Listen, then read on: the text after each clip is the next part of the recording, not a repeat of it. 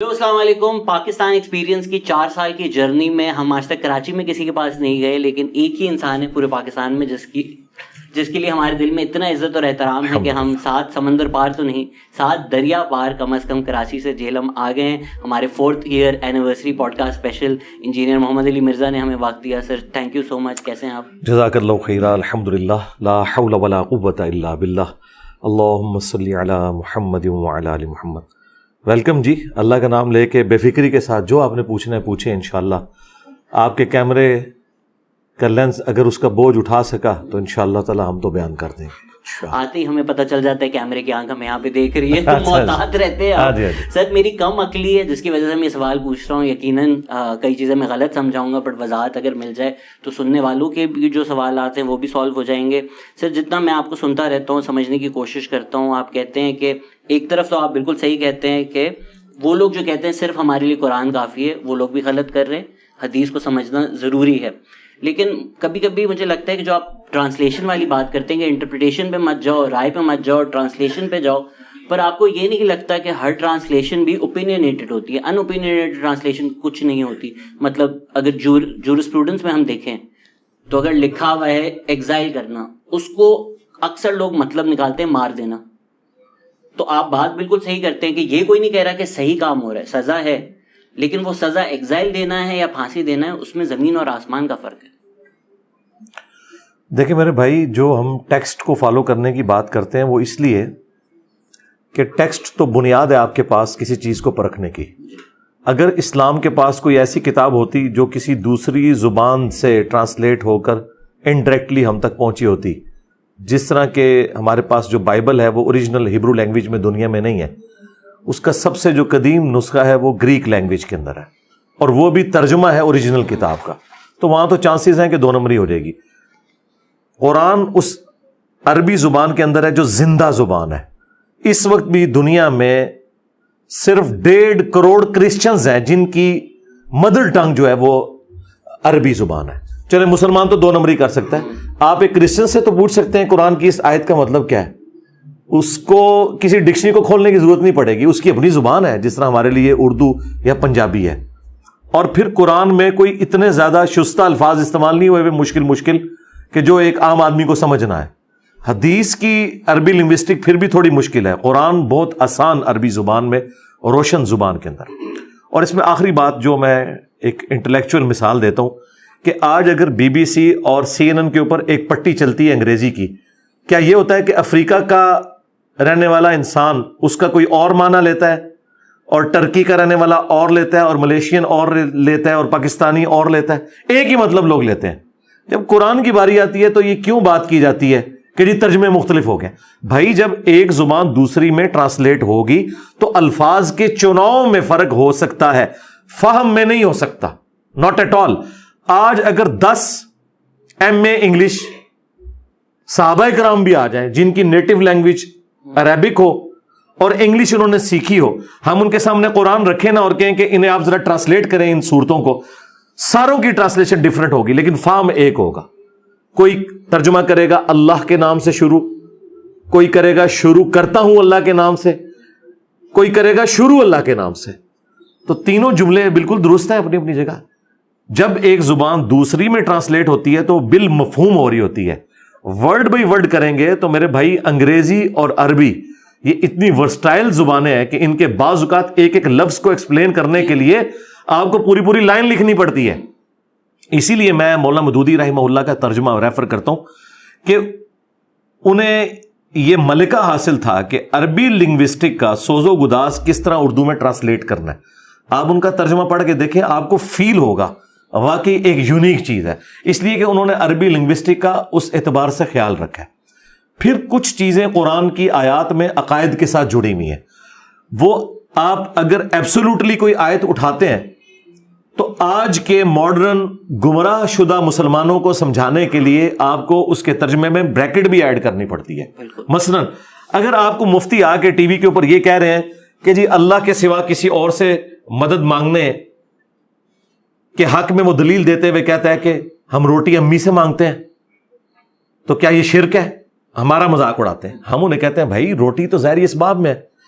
وہ کہتے ہیں آپ نے خود کہا کہ اے اللہ تیری عبادت کرتے ہیں, تجھی سے مدد چاہتے ہیں. پھر ہم انہیں کہتے ہیں میرے بھائی یہ جو مدد ہے یہ دعا میں پکارنا ہے. جو آپ مدد کی بات کر رہے ہیں اس کا تو قرآن میں حکم ہے, وَتَعَاوَنُوا عَلَى الْبِرِّ وَالتَّقْوَى وَلَا تَعَاوَنُوا عَلَى الْإِثْمِ وَالْعُدْوَانِ, نیکی اور پرہیزگاری کے کاموں میں ایک دوسرے کی مدد کرو, برائی میں نہ کرو. پھر جب میں ترجمہ کرتا ہوں نا ایاک نعبد و ایاک نستعین کا, تو میں یہ ترجمہ کرتا ہوں اے اللہ ہم تیری ہی عبادت کرتے ہیں اور غائب میں مدد کے لیے یعنی دعا کے لیے تجھی کو پکارتے ہیں. اب یہ اتنا لمبا جملہ, یہ اس کا لفظی ترجمہ نہیں بالمفہوم ہے, کیونکہ گمراہی پھیل چکی ہے. تو یہ کام کرنا پڑتا ہے.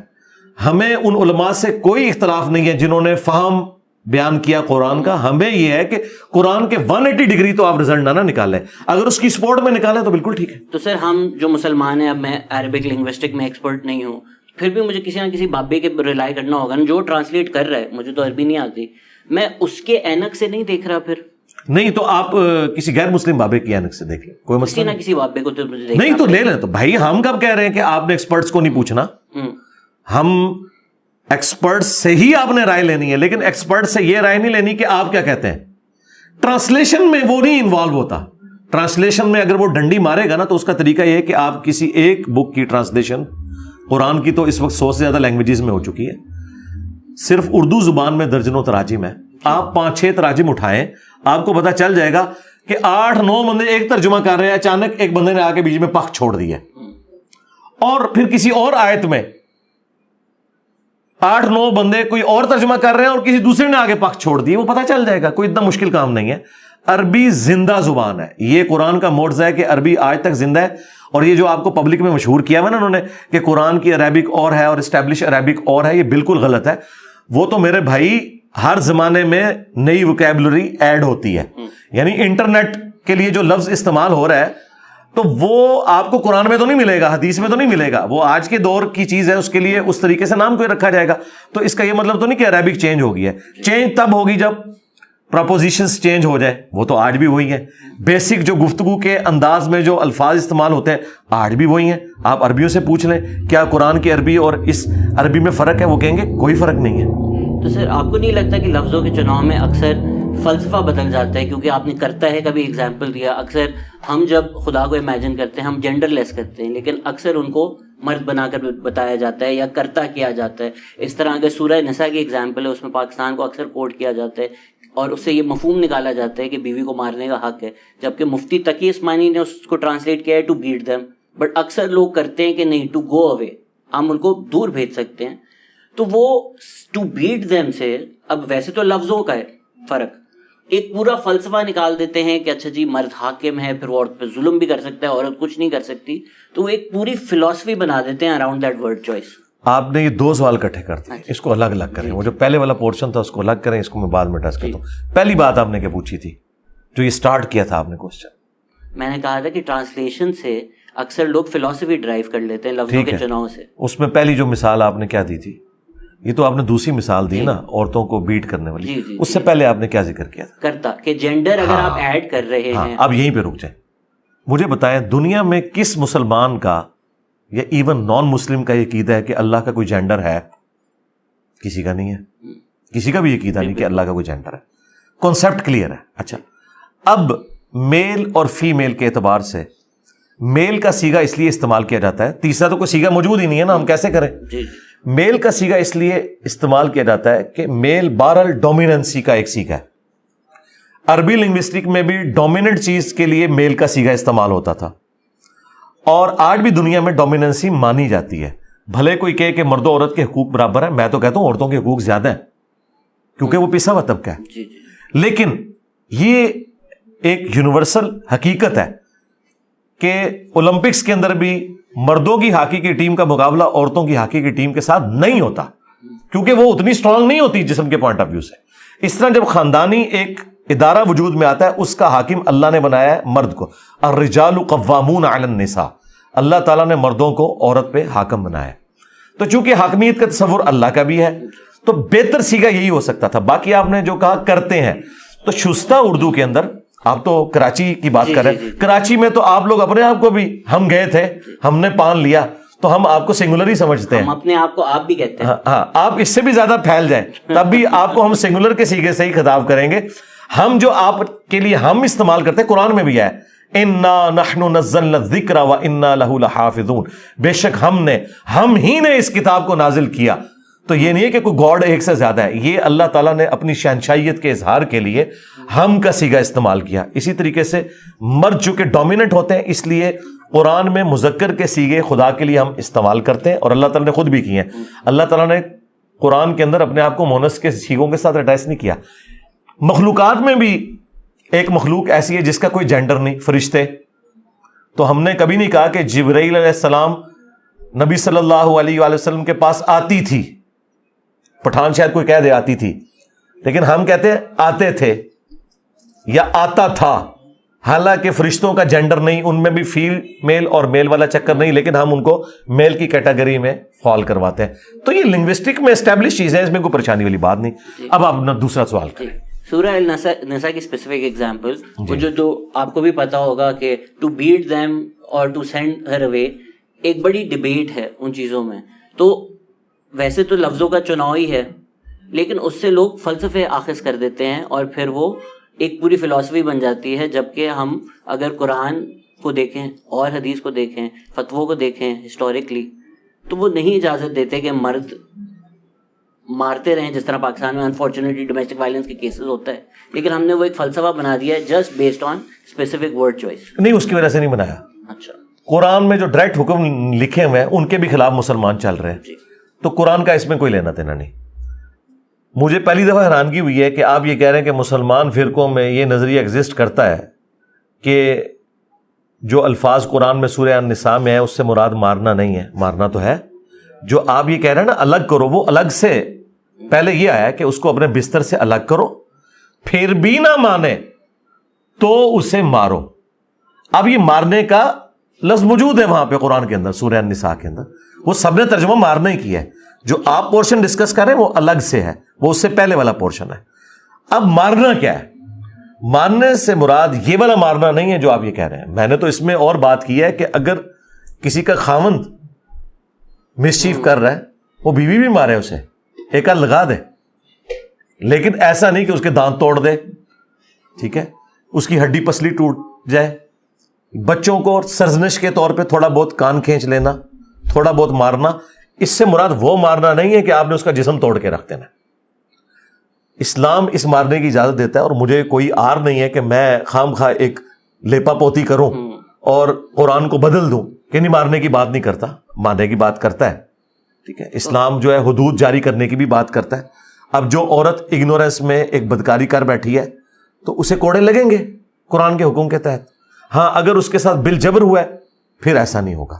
اس طرح میاں بیوی کے ریلیشن شپ کے اندر اگر عورت نافرمانی کے اوپر اتری ہوئی ہے اور اس میں الفاظ ہے صراحتاً بے حیائی پر اتر آئے، تو مجھے بتائیں بے حیائی کون برداشت کرے گا؟ آج گورا بھی جب شادی کر لیتا ہے نا تو نہ عورت مرد کی بے وفائی برداشت کرتی ہے اور نہ مرد عورت کو، قتل کر دیتے ہیں. یہ اسلام نے بڑا رحم کیا کہ قتل نہیں کرنا بھائی، زیادہ سے زیادہ سرزنش کرنی ہے، بستر سے الگ کرنا ہے، کیونکہ عورت کو ایک بڑا تکبر ہوتا ہے کہ مرد میرے بغیر رہ نہیں سکتا. تو کچھ دن کے لیے عورت کو بستر سے الگ کریں، اس کے بعد بھی نہ مانے تو ماریں. یعنی یہ اسلام نے بجائے یہ کہ اسے اپنے سے ہمیشہ کے لیے فارغ کر دیں طلاق دے کے اور معاشرے کے اندر انارکی پھیل جائے، اس میں یہ ایک چھوٹا سا سلوشن رکھا ہے. اس میں مارنا پیٹنا وہ نہیں جو یہ چولہے پھٹتے ہیں، چہرے پہ نشانات پڑتے ہیں، اس کی پوری تفصیل آئی ہے. اور اس میں یہ ہے کہ چہرے پہ بھی نہیں آپ نے مارنا. بخاری مسلم میں حدیث ہے کوئی شخص چہرے پہ کسی کو نہ مارے. تو یہ مارنا جو ہے یہ ایک صرف تنبیہ کے طور پر ہے، کسی کے کان کھینچ دیے، کسی کو ہلکا سا یوں لگا دیے، بس یہ اس سے زیادہ نہیں. سر اس میں انٹرنیشنل اسلامک کاؤنسل آف فقہ ہے، ان کی ایک رولنگ ہے کہ ڈومیسٹک وائلنس کے اسلام میں کوئی گنجائش نہیں. جی میں بھی یہی کہتا ہوں. آٹومن امپائر کا 7ویں سینچری کا فتویٰ ہے السعود کا کہ اگر میاں نے ہاتھ اٹھایا تو اس وقت نکاح ٹوٹ جاتا ہے. نہیں، نکاح کو نہیں لکھا سر ہے ان کا فتویٰ. غلط ہے، ہم نہیں فتوے کو مانتے. یہ سب غلط ہے. نہیں غلط ہے، ظاہر ہے. دیکھیں ابن رشد نے تو یہ بھی کہا ہے کہ اگر آپ گھر پہ آئیں اور اپنی بیوی کو کسی اور مرد کے ساتھ دیکھیں تب بھی آپ مار نہیں سکتے، آپ ڈیورس کر سکتے. تو کس نے کہا کہ مار دیں؟ یہ سب غلط نہیں، مطلب قتل نہیں، آپ فزیکلی بھی نہیں مار سکتے. یہ ان کا ابن رشد، یہ سب غلط ہے. ٹھیک ہے. اب دیکھیں یہ بدکاری والا ایلیمنٹ آپ نے جو بات کی ہے نا، اس کے بعد تو بخاری مسلم میں ہے کہ طلاق کروا دی جائے گی. لیان والا معاملہ ہوگا تو بالکل نہیں مارنا چاہیے. آپ کی وہ اب بیوی نہیں، ٹھیک ہے، آپ اس کو چھوڑ دیں. اس کے بعد آپ اس کے اوپر کوئی ایسا معاملہ نہیں کریں گے، نہ اسے قتل کریں گے، نہ اسلام میں آنر کلنگ ہے، ہم نہیں مانتے. جو آپ نے ڈومیسٹک وائلنس کی بات کی، ہم نہیں مانتے اس وائلنس کو. یہ والا کام نہیں ہونا چاہیے جو کچھ ہو رہا ہے. لیکن میاں بیوی میں اگر یہ والے تھوڑے سے معاملات ہیں سرزنش کے طور پہ اگر کوئی کر لیتا ہے تو وہ جواز کی حد تک ہے, اور وہ یہ والا وائلنس نہیں ہے جو آپ یہ بات کر رہے ہیں.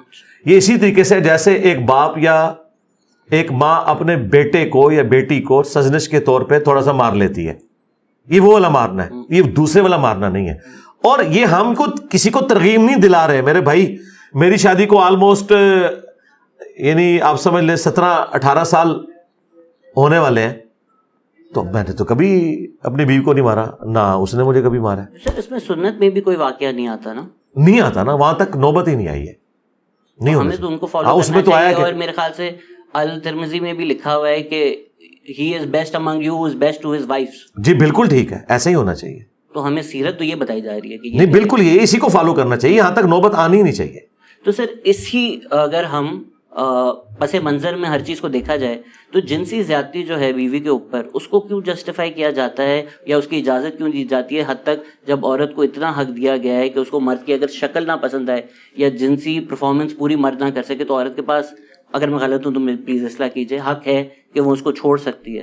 تو اس زمرے میں جب اس کے پاس اتنا حق ہے کہ وہ جب چاہے اس کو چھوڑ سکتی ہے, ان وجہوں پہ جن کو ہم شاید امپورٹنٹ نہ سمجھیں کہ جی بدصورت ہے, اس پہ بھی ہمیں واقع نظر آتے ہیں. اگر میں غلط ہوں اگین اصلاح کیجیے. پھر کیوں لوگ کہتے ہیں کہ نہیں پھر جنسی زیادتی ہو سکتی ہے؟ اگر بیوی کے پاس چھوڑنے کا اتنا حق ہے تو وہ کیوں ہر رات اتنا ظلم برداشت کرے گی؟ نہ کرے, کس نے کہا ہے؟ اس کا رائٹ ہے. میری تو اس کے اوپر ویڈیو بھی ریکارڈ ہے کہ جو عورتیں پورا دن مشقت اٹھاتی ہیں, پوری فیملی کو سنبھالتی ہیں, ایک بیمار عورت اپنے خاوند اور بچوں کو سنبھال لیتی ہے, لیکن پورا خاندان مل کے ایک بیمار عورت کو نہیں سنبھال سکتا. یہ تو ایک المیہ ہے اس معاشرے کا. مرد بیمار ہو جائے, ایک عورت پوری زندگی اس کے ساتھ زندگی گزارتی ہے اس کی خدمت کرتے ہوئے, عورت بیمار ہو جائے تو مرد اسے طلاق دے کے سائڈ پہ کر دیتا ہے. اس سے بھی بڑھ کے کسی کا خامند فوت ہو جاتا ہے, یہ معاشرہ اسے دوسری شادی کی اجازت نہیں دیتا, اور مرد جو ہے وہ اسی دن رشتہ تلاش کرنا شروع کر دیتا ہے. تو یہ ہے, ہم کب کہہ رہے ہیں غلط ہو رہا ہے, اور لوگوں کو ایجوکیٹ کرنا چاہیے کہ ایک دوسرے کو سپیس دیں. اور وہ ترغیب کے طور پر اسلام نے کہا ہے کہ مرد کو اکوموڈیٹ کرے عورت, اس میں ظاہر ہے کہ اس سے بڑی خرابی سے بچنے کے لیے. پھر اس قسم کے مرد پھر چھپ چھپا کے شادیاں کرتے ہیں یا بدکاری کے اندر انوالو ہو جاتے ہیں, باقی معاملات ہوتے ہیں. اس میں ایک عورت اگر اکوموڈیٹ کر سکتی ہے تو کرے, اسے ترغیب دلائی گئی ہے. یہ اس کے اوپر اس اعتبار سے obligatory نہیں ہے کہ وہ یعنی اس پورے سسٹم میں اسے اگر کسی تکلیف کا اندیشہ ہے تو وہ زبردستی اکوموڈیٹ کرے. اور میرا خیال ہے مرد و عورت کی آپس میں اتنی انڈرسٹینڈنگ اس حوالے سے ہونی چاہیے. اور ظاہر اب میں کیمرے میں وہ ساری باتیں نہیں کر سکتا. اگر عورت مرد کے ساتھ اس طرح کا ریلیشن شپ کرنے کے لیے ایگری نہیں ہے نا, تو مرد بھی اس کے بعد پھر خاری کاٹتا ہے, اس میں سے نکلتا کچھ بھی نہیں ہے. تو بہتر یہ ہے کہ وہ اسے سپیس دے. تو آپ کہہ رہے ہیں کہ وہ جو زیادتی ہوتی ہے مجبوراً جبراً, جی نہیں کرنی چاہیے, نہیں کرنی چاہیے. ہاں جی نہیں کرنی چاہیے یا اجازت نہیں ہے؟ نہیں, اجازت نہیں ہے, غلط ہے اس میں, بالکل غلط نہیں ہے. سر اس میں طلاق کا بھی کیونکہ ذکر آ چکا ہے, ایک جتنا میں نے ریسرچ کیا ہے, اگر میں غلط ہوں تو ہر دفعہ اصلاح میری ضرور کیجیے گا, میں اصلاح کروانے ہی آیا ہوں, کہ اکثر لوگ کہتے ہیں کہ جو چیزیں اللہ, آپ کو لگتا ہے عورتوں نے اپنا نمائندہ بنا کے بھیجا ہے, کوئی مرد کے حقوق کی بھی بات کریں؟ سر آج تک کوئی آیا نہیں تھا, تو میں یہاں سے کہوں صرف ایسی باتیں کرنے کے لیے.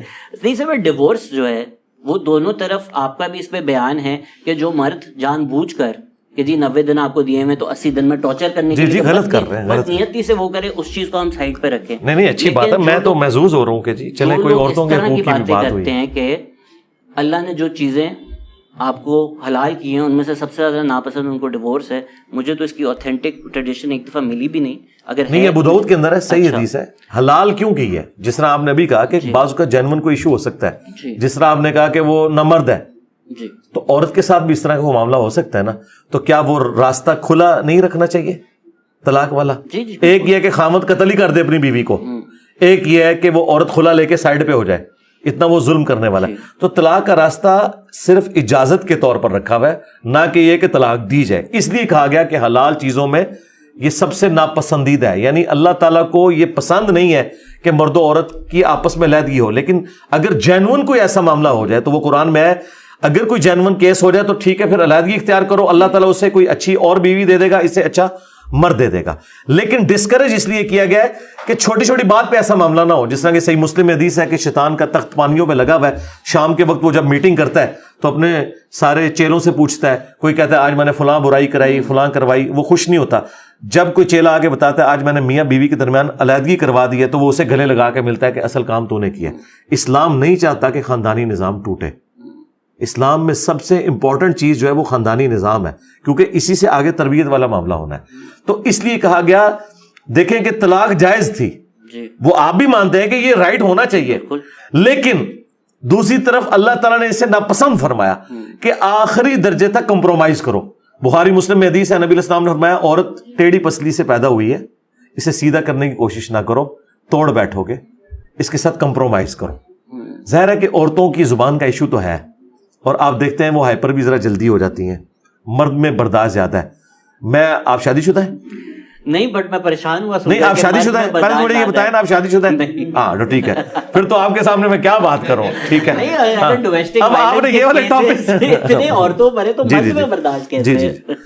یہ شادی شدہ ہوتے ہیں تو پھر یہ ویڈیو جب اپلوڈ ہوتی تو سب سے پہلے آپ کو گھر سے ڈانٹ پڑتی کہ ادھر کیا باتیں کر رہا تھا, ادھر کیا کر رہا ہے. تو میرے بھائی جب آپ شادی شدہ لائف میں آئیں گے نا, پھر آپ کو پتا چلے گا کہ زندگی تھوڑی مختلف ہے. جس طرح آپ سمجھ رہے ہیں, کچھ چیزیں اللہ نے بلٹ ان انسان کے اندر کمزوریاں ڈال دی ہوئی ہیں. شادی کے بعد آپ کو احساس ہوگا کہ طلاق کا اختیار مرد کے پاس ہی ہونا چاہیے. عورت کے پاس ہو تو پہلے دن ہی طلاق ہو جائے, کیونکہ عورتوں کا ٹیمپرامنٹ جلدی لوز کر جاتا ہے. بٹ اگر اللہ نے دیا ہوا ہے تو وہ جو نکاح نامہ پہ کاٹتے ہیں وہ تو غلط کرتے ہیں. نہیں, اللہ نے کوئی نہیں دیا ہوا. اللہ نے مرد کو اختیار دیا ہے طلاق کا, اور خلا کا عورت کو دیا ہے, اور اس کے لیے وہ کورٹ کی طرف رجوع کرے گی. نکاح نامہ میں وہ جو کاٹتے ہیں وہ غلط کرتے ہیں. کون سا نکاح نامہ میں کیا کاٹتے ہیں؟ نکاح نامہ آپ نے دیکھا ہی نہیں ہے, آپ نے سنی سنائی باتیں. آپ کو لگتا ہے میرا اراؤنڈ بھی کسی کی شادی نہیں, مجھے بتائیں نا نکاح نامے پہ اور کیا کچھ لکھا ہوتا ہے. دوستوں کو تو سولی پہ چڑھایا ہوا ہے, خود نہیں چڑھا. اچھا, نہیں سولی پہ نہیں چڑھنا, یہ آپ کی زندگی شادی کے بعد شروع ہوگی. ابھی آپ کو اس دنیا کے وہ تلخ حقائق نہیں پتا, ان کا 10% ہی پتا ہے جو شادی کے بعد آپ کے اوپر اشکار ہوں گے. سب سے بڑی چیز کہ آپ کے ماں باپ کی جو خامی ہے نا, وہ آپ کو شادی کے بعد نظر آئیں گی. زندگی میں آپ کو کبھی ماں باپ کی خامیوں کا پتہ نہیں چلے گا جب تک آپ کی شادی نہ ہو, کیونکہ جب ان کی امپائر شیئر ہوگی نا, پھر آپ کو پتہ چلے گا. اور خوبیوں کا بھی اندازہ ہوگا, خامیوں کا بھی اور خوبیوں کا بھی, کہ میرے ماں باپ واقعی کمپرومائزنگ ہے اس معاملے میں, جو ان کے اسپیکٹ پہلے آپ کو نظر نہیں آئے تھے. تو دونوں چیزیں نظر آئیں گی. تو ابھی بہت کچھ ہے, پھر رشتہ داریاں اور پھر آگے معاملات. تو یہ باتیں پھر میں شادی میرا خیال ہے آپ پھر آ کے کرتا ہوں. جو ٹرانسلیشن کی ہم بات کر رہے تھے سر, اس میں ایک اگر مجھے آپ پہلے بتا دیتے تو میں آپ کے پچھلے سوال بھی واپس لے لیتا. میں سوچ رہا ہوں اس کے بعد جا کے ڈائریکٹ نکاح ہی کروں. جی آپ نکاح کریں کے بعد. سر ایبروگیشن پرنسپل بھی ہے, وہ قرآن سمجھنے کے لیے اکثر لوگ کہتے ہیں کہ جو بعد میں آیات آئی ہیں, اگر وہاں کہیں تضاد نظر آتا ہے تو وہ پرانی والی کو ایبروگیٹ کر دیتا ہے, پرانی والی ڈیلیٹ ہو جاتی ہے. بٹ بہت سارے جورسٹ ہیں جو کہتے ہیں کہ اللہ کو پتا تھا کہ بعد میں یہ آنے والی ہے, تو وہ کیوں ایسی کوئی آیات دیں گے جو بعد میں انہوں نے نگیٹ کرنی ہے یا ایبروگیٹ کرنی ہے. تو وہ کہتے ہیں ایبروگیشن پرنسپل غلط ہے. یہ جورسپروڈنس میں ڈیبیٹ ہے, آپ کی کیا رائے ہے اس کے اوپر؟ 5 ہی آیات ہیں جی جو منسوخ ہوئی ہیں قرآن کی, اور ان کی ناسخ آیات بھی قرآن کے اندر موجود ہیں. ہم یہ کہتے ہیں کہ وہ اپنے وقت کے لیے تھی. یہ بات کرنا کہ اللہ تعالیٰ کو پتا تھا, اس کا جواب بھی اللہ نے دیا ہے کہ اللہ تعالیٰ ہر چیز پر قدرت رکھتا ہے. سورہ البقرہ میں ہے کہ ہم کوئی آیت منسوخ کر دیں, کوئی نئی آیت لے آئیں, تو اس سے بہتر ہم آیت لے آئیں گے, اس لیے کہ اللہ تعالیٰ ہر چیز کے اوپر قادر ہے. یہ سورۃ البقرہ میں اللہ نے اس کو خود بیان فرما دیا. اس سے اللہ تعالیٰ کا علم غیب کوئی چیلنج نہیں ہوتا. حالات و واقعات کے پوائنٹ آف ویو سے عرب کے اس معاشرے کے اندر پہلے اسٹیج میں یہی بات ہونی چاہیے تھی کہ شراب کے فائدے بھی ہیں اور نقصان بھی ہیں, لیکن نقصان زیادہ ہے. اس کا یہ مطلب نہیں کہ اللہ تعالیٰ شراب کو اس وقت حلال سمجھتا تھا, نہیں, اسٹیپ وائز الٹیمیٹلی پھر اللہ تعالیٰ نے اسے حرام کیا. تو ان آیات کا کیا جواب دیں گے؟ اسی طریقے سے اللہ تعالیٰ نے پہلے وصیت کرنا فرض کیا سورۃ البقرہ میں, اور بعد میں سورہ النساء میں اللہ تعالیٰ نے وراثت کی خود ڈویژن کر کے بتا دی کہ اس طریقے سے وراثت آٹومیٹیکلی ہوگی, اب وصیت کی ضرورت نہیں رہی. اسی طریقے سے پہلے حکم یہ نازل ہوا تھا سورہ النساء کے اندر کہ اگر کوئی عورت بدکاری کرتی ہے تو اسے اپنے گھر میں ہی رکھو یہاں تک کہ اس کی موت آ جائے, یعنی قید کر کے نہیں, یعنی مراد یہ کہ اسے یہ ایک, یا پھر ساتھ ہی اللہ نے فرمایا یا پھر اللہ تعالیٰ اس کے لیے کوئی حکم نازل کر دے, اور وہ حکم بعد میں پھر سورہ نور میں نازل ہو گیا 100 کوڑوں کی سزا. تو ناسخ و منسوخ قرآن میں ہے, احادیث میں بھی ہے, بخاری مسلم کے اندر موجود ہے. نبی علیہ السلام نے ایک زمانہ تھا آپ آگ میں پکی ہوئی چیز کھانے کے بعد وضو ریپیٹ کرتے تھے.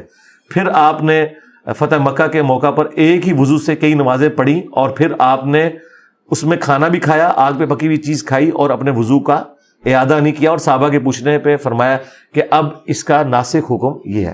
یہ ناسخ و منسوخ اس لیے ہے کہ اللہ تعالیٰ, اب یہ بھاری جملہ ہے لیکن چونکہ آپ نے سوال ایک بڑا ہیوی قسم کا کیا تو اس پہ مجھے یہ جواب دینا پڑا ہے. اللہ تعالیٰ اپنے رولز کو خود توڑ کے یہ بتانا چاہتا ہے کہ میں اپنے رولز کا قیدی بھی نہیں ہوں, میں چاہوں تو یہ کر سکتا ہوں کہ میں نے یہ حکم دیا تھا, اب یہ حکم اٹھا لیا تمہارے سے, اب یہ حکم ہے. یہ والا ایک اسپیکٹ بھی تو رکھنا تھا نا, اس کی وجہ سے ناسخ و منسوخ والا معاملہ آیا اور یہ قرآن کے اندر موجود ہے. یہ جو لوگ بحثیں کرتے ہیں نا, اس طرح کی دو ایکسٹریم رویے اس طرح ایگزسٹ نہیں کرتے ہیں. یہ جو لوگ ناسخ و منسوخ کی آڑ لے کر لوگوں کو قرآن سے دور کرتے ہیں, تو دوسرا طبقہ کہتا ہے کہ یہ چونکہ قرآن سے دور کر رہے ہیں لہٰذا ہم کیٹاگوریکل ڈینائی شروع کر دیں, نہیں ایسی کوئی بات نہیں ہے, اور پھر اس کی وہ تعویل بھی بیان کر لیتے ہیں. وہ جو تعویل بیان کر رہے ہیں اینڈ رزلٹ وہی ہے جو وہ کہہ رہے ہیں.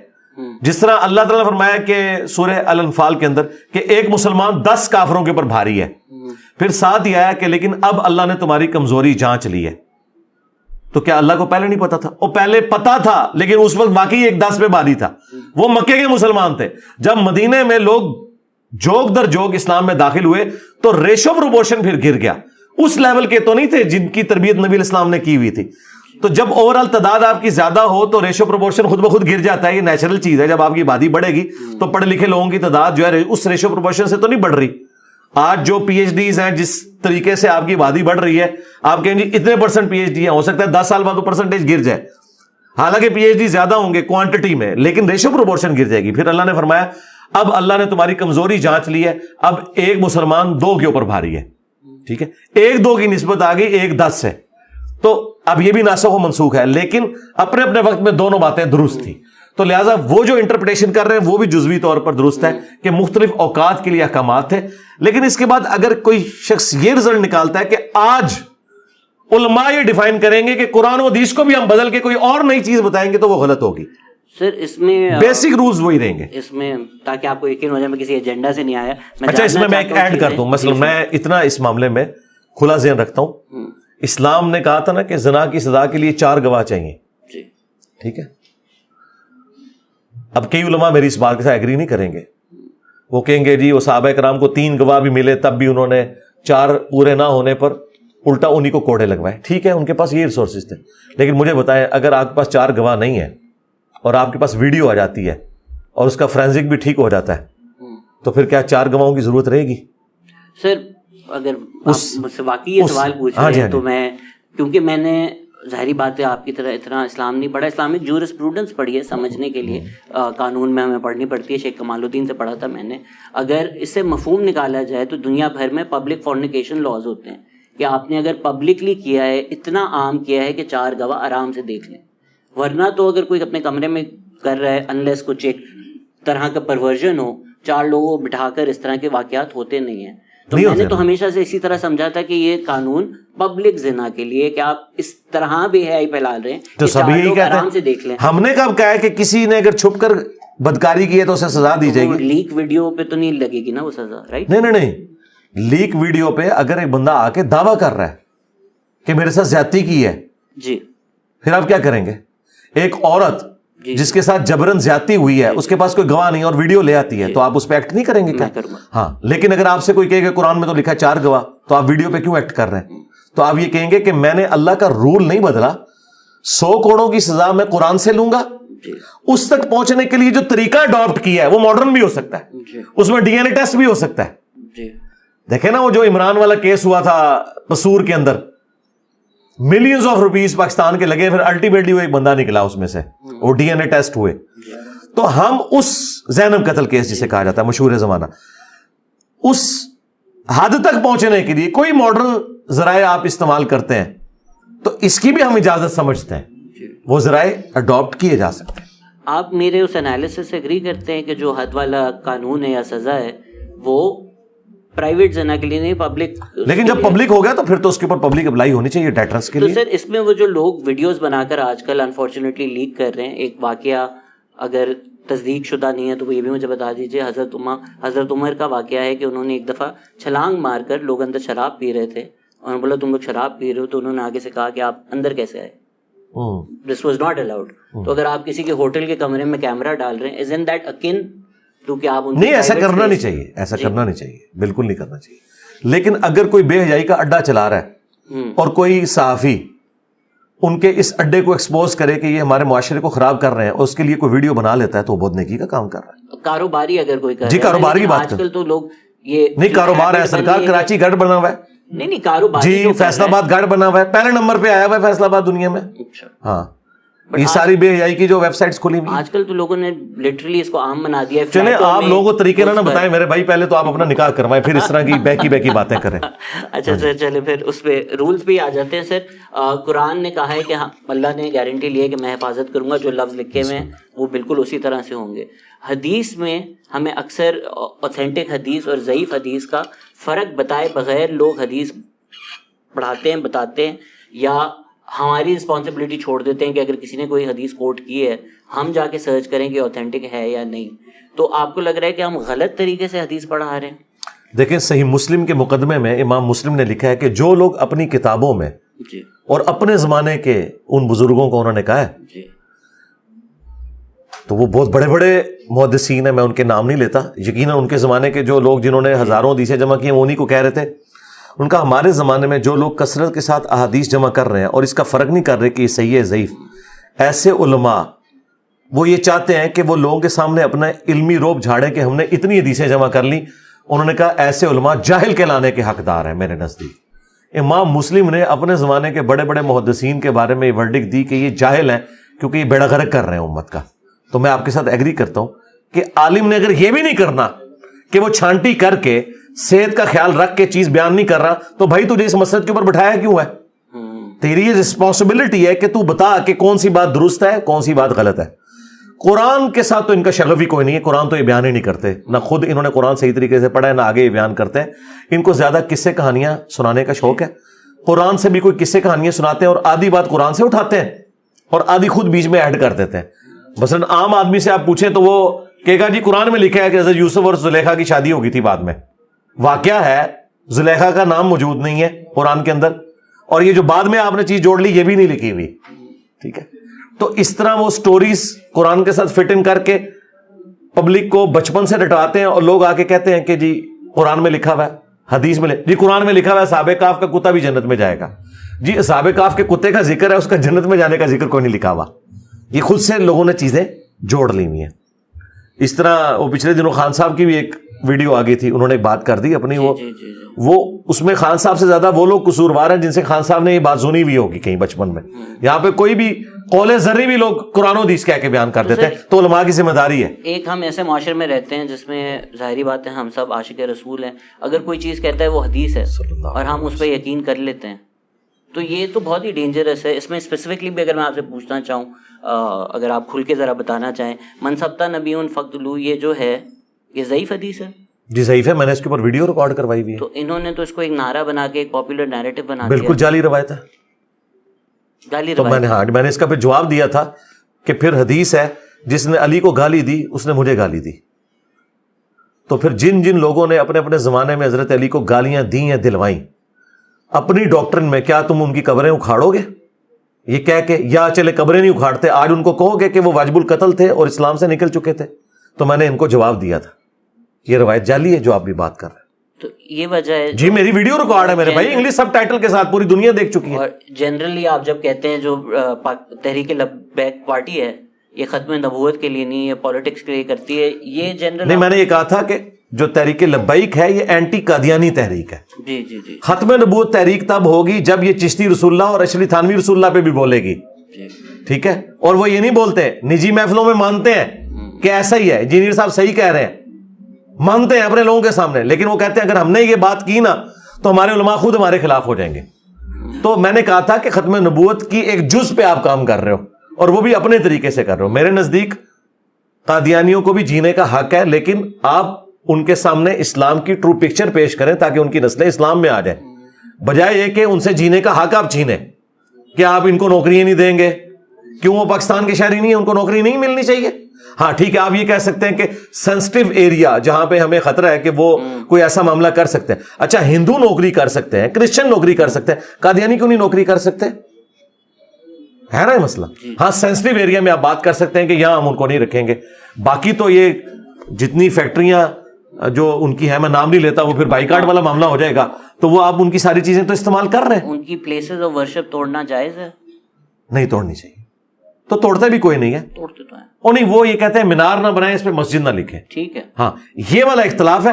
لیکن اس کی آڑ میں بعض لوگ, یہ جہلم کے اندر بھی قادیانیوں کی عبادت گاہیں موجود ہیں, کوئی نہیں توڑتا. وہ تھا کہ اس میں مسجد نہ لکھا جائے, چونکہ ہم انہیں مسلمان نہیں سمجھتے تو وہ بیت احمدیہ لکھتے ہیں. میں میرے میں ہو تو میں تو یہ بھی نہ لکھنے دوں, میں تو احمد لفظ کو ریگارڈ کرتا ہوں نبی الاسلام کے حوالے سے. بیت الحمد لکھتے ہیں. سر اس میں وہ اس وقت آپ سیکنڈ پوائنٹ دے رہے تھے تو میرا وہ سوال رہ گیا تھا. آپ ہی کی ایک ویڈیو میں آپ نے کہا تھا کہ وہ جو لانڈیوں کا معاملہ ہے وہ پرانا ہو گیا. تو جہاں تک میرا علم ہے وہ اجماع ہوا تھا کہ یہ چیز اب نہیں ہوگی. تو اگر ایک چیز کی اجازت دی گئی ہے اس کو اجماع کیسے ڈینائی کر سکتا ہے؟ اگر اس کی اجازت نہیں, اجماع نہیں توڑا, آبسلیٹ ہو گیا, اب وہ ہوئے ہی نہیں دوبارہ. بٹ ہمیں اجازت تو ہونی چاہیے کانکیوبائنس کی, اگر اسلام میں دی ہوئی اجازت, وہ آبسلیٹ کیسے ہو سکتا ہے؟ آبسلیٹ اس لیے ہو گئی کہ اب وہ والے سارے معاملات ختم ہو چکے نا جی. وہ تو اس زمانے میں جب جنگیں ہوئیں, ان جنگوں میں جو عورتیں لڑنی آتی تھیں وہ جنگی قیدی بنائی جاتی تھی, اور وہ بھی خلیفۃ المسلمین کی ایما کے اوپر انہیں تقسیم کیا جاتا تھا. میں آج بھی بات کروں گا, آج بھی اگر میدان جنگ میں عورت لڑنے کے لیے آئے اور وہ مسلمانوں کے خلاف لڑے تو دو آپشن ہے, ایک تو ہے اسے قتل کر دیا جائے, ظاہر ہے وہ قتل. دوسرا آپشن یہ ہے کہ مرد قتل ہو اور عورتوں اور بچوں کو زندہ رکھا جائے اور ان کو لونڈیوں یا غلاموں کی شکل میں اپنی پرورش میں لیا جائے, اور اس حق کے ساتھ کہ جو خود کھاتے ہو ان کو کھلاؤ گے, جو خود پیتے ہو وہ ان کو پلاؤ گے, اور ان کا مذہب بھی آپ جبرن تک جو ہے تبدیل نہیں کروا سکتے. تو دونوں میں سے کون سا آپشن درست تھا؟ اگلے لوگ تو جو ظلم کیا کرتے تھے, یہ ایک آپشن رکھا گیا. چونکہ اب وہ سارے کا سارا وہ سسٹم یا بدل چکا ہے, آبسلیٹ ہو گیا. اچھا سر, ٹی ایل پی والا ڈسکشن ہو ہی رہا ہے تو ایک اور خطرناک جی کریں کر ہی لیتا ہوں. آپ نے کھل کر کہا ہے, آپ جب کہتے ہیں کہ 295C لا کا مسئلہ نہیں ہے, امپلیمنٹیشن کا مسئلہ ہے, آپ جس نظریے سے کہتے ہیں وہ نظریہ باقی سب سے الگ ہے. آپ اس نظریے سے کہتے ہیں کہ فورگیونیس کی اجازت ہے, جو کہ لوگ نہیں دیتے. آپ نے حد تک یہ بھی کہا کہ حنیف قریشی نے کہا تھا کہ اگر 100 میں سے 99 مطلب کفر کے نکلیں اور ایک مطلب اسلام کا نکلے تو آپ نے ازیوم کرنا ہے وہ اسلام کا مطلب ہے. حتیٰ کہ یہاں پر تو کسی کا مطلب نہ بھی ہو تو مطلب بنا کر اس کے خلاف کیمپین چلا دی جاتی ہے. غلط ہے, ایسے نہیں ہونا چاہیے.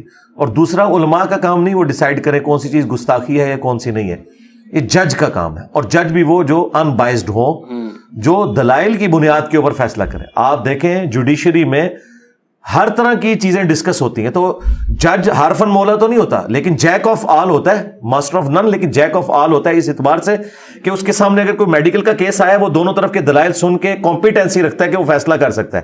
اس طرح میرا خیال ہے کہ اگر ہم جج کے سامنے کسی کے جملے کے اعتبار سے ڈسکشن کریں تو وہ دلائل کی بنیاد پہ سمجھ لے گا کہ یہ بکس کے پوائنٹ آف ویو سے یہ چیز گستاخی ہے یا نہیں ہے. تو میرا خیال ہے یہ اکثر گستاخی والے کیسز فارغ ہو جائیں گے. بالکل غلط ہے, یہ تو الفاظ کے اوپر گستاخی کا فتویٰ لگا دیتے ہیں اور یہ الفاظ کے چناؤ کو بے حرمتی بتاتے ہیں. حالانکہ ہم اس طرح کے الفاظ کے چناؤ قرآن و سنت میں بھی دکھائیں گے کہ صحابہ کرام اس طرح کے الفاظ استعمال کر لیا کرتے تھے بات کو سمجھانے کے لیے. بات کو سمجھانے کے لیے بعض اوقات اس طرح کی ایگزامپل دینی پڑتی ہے کہ جو عام آدمی اسے گستاخی سمجھ رہا ہوتا ہے کیونکہ اسے سکھایا گیا کہ یہ گستاخی ہے. میں آپ کو بتاؤں, منسٹری آف ریلیجس افیئر سے مجھے ایک میڈم کی کال آئی اور وہ آفیسر تھی اور مجھے کہنے لگی سر میں پی ایچ ڈی کر رہی ہوں اسلامیات میں. وہ آپ نے ایک ویڈیو کے اندر یہ کئی سال پہلے کی بات ہے, گستاخی کرتی ہے. میں نے کہا کیا گستاخی کی ہے؟ تو وہ کہنے لگی کہ آپ نے ایک ویڈیو میں بات کی تھی کہ سیدنا علی رضی اللہ تعالیٰ عنہ نے جب حضرت ابو بکر کو بلایا 6 مہینے کے بعد تو انہوں نے ایک جملہ ان سے بولا کہ اللہ تعالیٰ نے جو آپ کو یہ فضیلت دی ہے ہم آپ سے حسد نہیں کرتے, لیکن اہل بیت رسول کے ناطے کیا ہمارا حق نہیں تھا کہ آپ بھی ہمیں بھی اس مشورے میں شامل کرتے؟ یہ حدیث بخاری مسلم میں. اس میں حضرت ابوبکر رو پڑے. تو حضرت علی نے کہا کہ بس دیٹس آل, آپ مسجد میں جائیں, میں اعلانیہ آپ کی بیعت کروں گا. اور پھر زور کی نماز کے بعد پہلے سیدنا ابوبکر ممبر پہ چڑھے, انہوں نے حضرت علی کے فضائل بیان کیے اور بیعت نہ کرنے کی وجہ بتائی, اور پھر حضرت علی چڑھے, انہوں نے حضرت ابوبکر کے فضائل بیان کیے اور بیعت کرنے کی اناؤنسمنٹ کی. اب ظاہر ہے میں جب پنجابی لینگویج میں اپنی پبلک کو بتا رہا ہوں تو میں نے اس میں ایک جملہ بول دیا, میں نے کہا حضرت علی کو آپ دیکھیں کہ کتنے کمپرومائزنگ تھے. انہوں نے یہ نہیں کہا کہ حضرت اب آپ نے یہ سارا بیڑا غرق کر کے یا یہ معاملہ خراب کر کے میرے پاس اب آئے ہیں اور اب آپ اسے ڈیمانڈ کر رہے ہیں کہ میں بیعت کر لوں, جبکہ آپ اس سسٹم کے بینیفیشری ہو چکے ہیں. یہ حضرت علی نے نہیں کہا. ٹھیک ہے, آج کوئی دنیا دار ہوتا تو یہی کہتا کہ حضرت اب تو آپ سسٹم کے بینیفیشری ہیں. تو اس نے کہا یہ جو آپ نے کہا ہے انہوں نے نہیں کہا, تو یہ بھی گستاخی ہوگی. میں نے کہا پھر قرآن میں لکھا ہے یہ قرآن بکواس نہیں ہے, تو اللہ قرآن کی گستاخی کر رہا ہے. یہ نبی مجنون نہیں ہے, اللہ نبی کی گستاخی کر رہا ہے. یہ نبی شاعر نہیں ہے, یعنی وہ ساری گالیاں ریپیٹ کر کے جو کافر دیتے تھے اللہ ان کا ڈینائل کر رہا ہے ایک ایک گالی کو ریپیٹ کر کے. تو کیا گستاخی کر رہا ہے بھائی؟ بات اسی طریقے سے سمجھائی جاتی ہے. ان جاہلوں کا کوئی قرآن و سنت سے لینا دینا نہیں ہے. یعنی یہ لوگ چھوٹی چھوٹی بات کو گستاخی بنا دیتے ہیں, جبکہ صحابہ کرام اس طرح کی جب ڈسکشن کرتے تھے. ٹھیک ہے, اب دیکھیں سیدنا علی حضرت عمر کے میت کے اوپر ان کو مخاطب کر کے کہہ رہے ہیں کہ مجھے امید تھی اللہ سے کہ آپ اپنے 2 ساتھیوں سے جا ملیں گے, رسول اللہ اور حضرت ابو بکر. وہ 2 فرینڈز کہہ رہے ہیں ان کو. اب مجھے بتائیں کیا رسول اللہ فرینڈ ہے حضرت عمر کے؟ وہ تو ان کے پروفٹ ہیں, آقا ہیں. تم اپنے 2 ساتھیوں سے جا کے ملو گے. یعنی حضرت ابو بکر اور نبی علیہ السلام کو ایک جگہ رکھ رہے ہیں حضرت عمر. اس زمانے میں اگر یہ لوگ ہوتے یہ کہتے ہیں اے کہ تو کیتا بھائی تنو چاہیے سی ایک فرینڈ اور ایک آقا سے جا ملو گے. ان لوگوں کا اتنی سمجھدانی اتنی چھوٹی ہے. پھر حضرت ابوبکر کیا خطبہ دے رہے ہیں, جو تم میں محمد کی عبادت کرتا تھا جان لے محمد مر چکے. حالانکہ کوئی بھی عبادت نہیں کرتا تھا. فرضی جملہ صحیح بخاری میں کم از کم 4 جگہ یہ الفاظ ہے, من کان یعبد محمدا فان محمدا قد مات. حضور کی میت پہ یہ کہا جا رہا ہے بجائے یہ کہ کوئی محفل صلاۃ والسلام ہوتی. وہ کہہ رہے ہیں کہ جو محمد کی عبادت کرتا تھا جان لے محمد مر چکے, جو اللہ کی عبادت کرتا تھا اللہ نہیں مرا. لوگوں کو کہنا چاہیے تھا کہ حضرت ابھی ہمارا زخم بھی ہرا ہے, آپ بجائے حضور کے فضائل بیان کرنے کے آپ الٹا اور پکا کر رہے ہیں کہ نبی مر گئے. اور طاہر القادری صاحب کی ویڈیو ریکارڈ ہے, نبی کو مردہ کہنے والوں تم مر جاؤ. تو وہ حضرت ابوبکر کو کہہ رہا تھا ابوبکر تو مر جا. تو وہ جی قرآن میں لکھا ہے شہید کو مردہ نہ کہو. او یہ نہیں لکھا ہوا جو آپ سمجھ رہے ہو. اللہ تعالیٰ نے کہا ہے کہ شہید کو مردہ گمان نہیں کرنا, وہ اللہ کے حضور زندہ ہے. اللہ یہ نہیں کہنا چاہ رہا تھا کہ آپ شہید کی بیوہ دوسری شادی نہیں کر سکتی کیونکہ شہید زندہ ہے.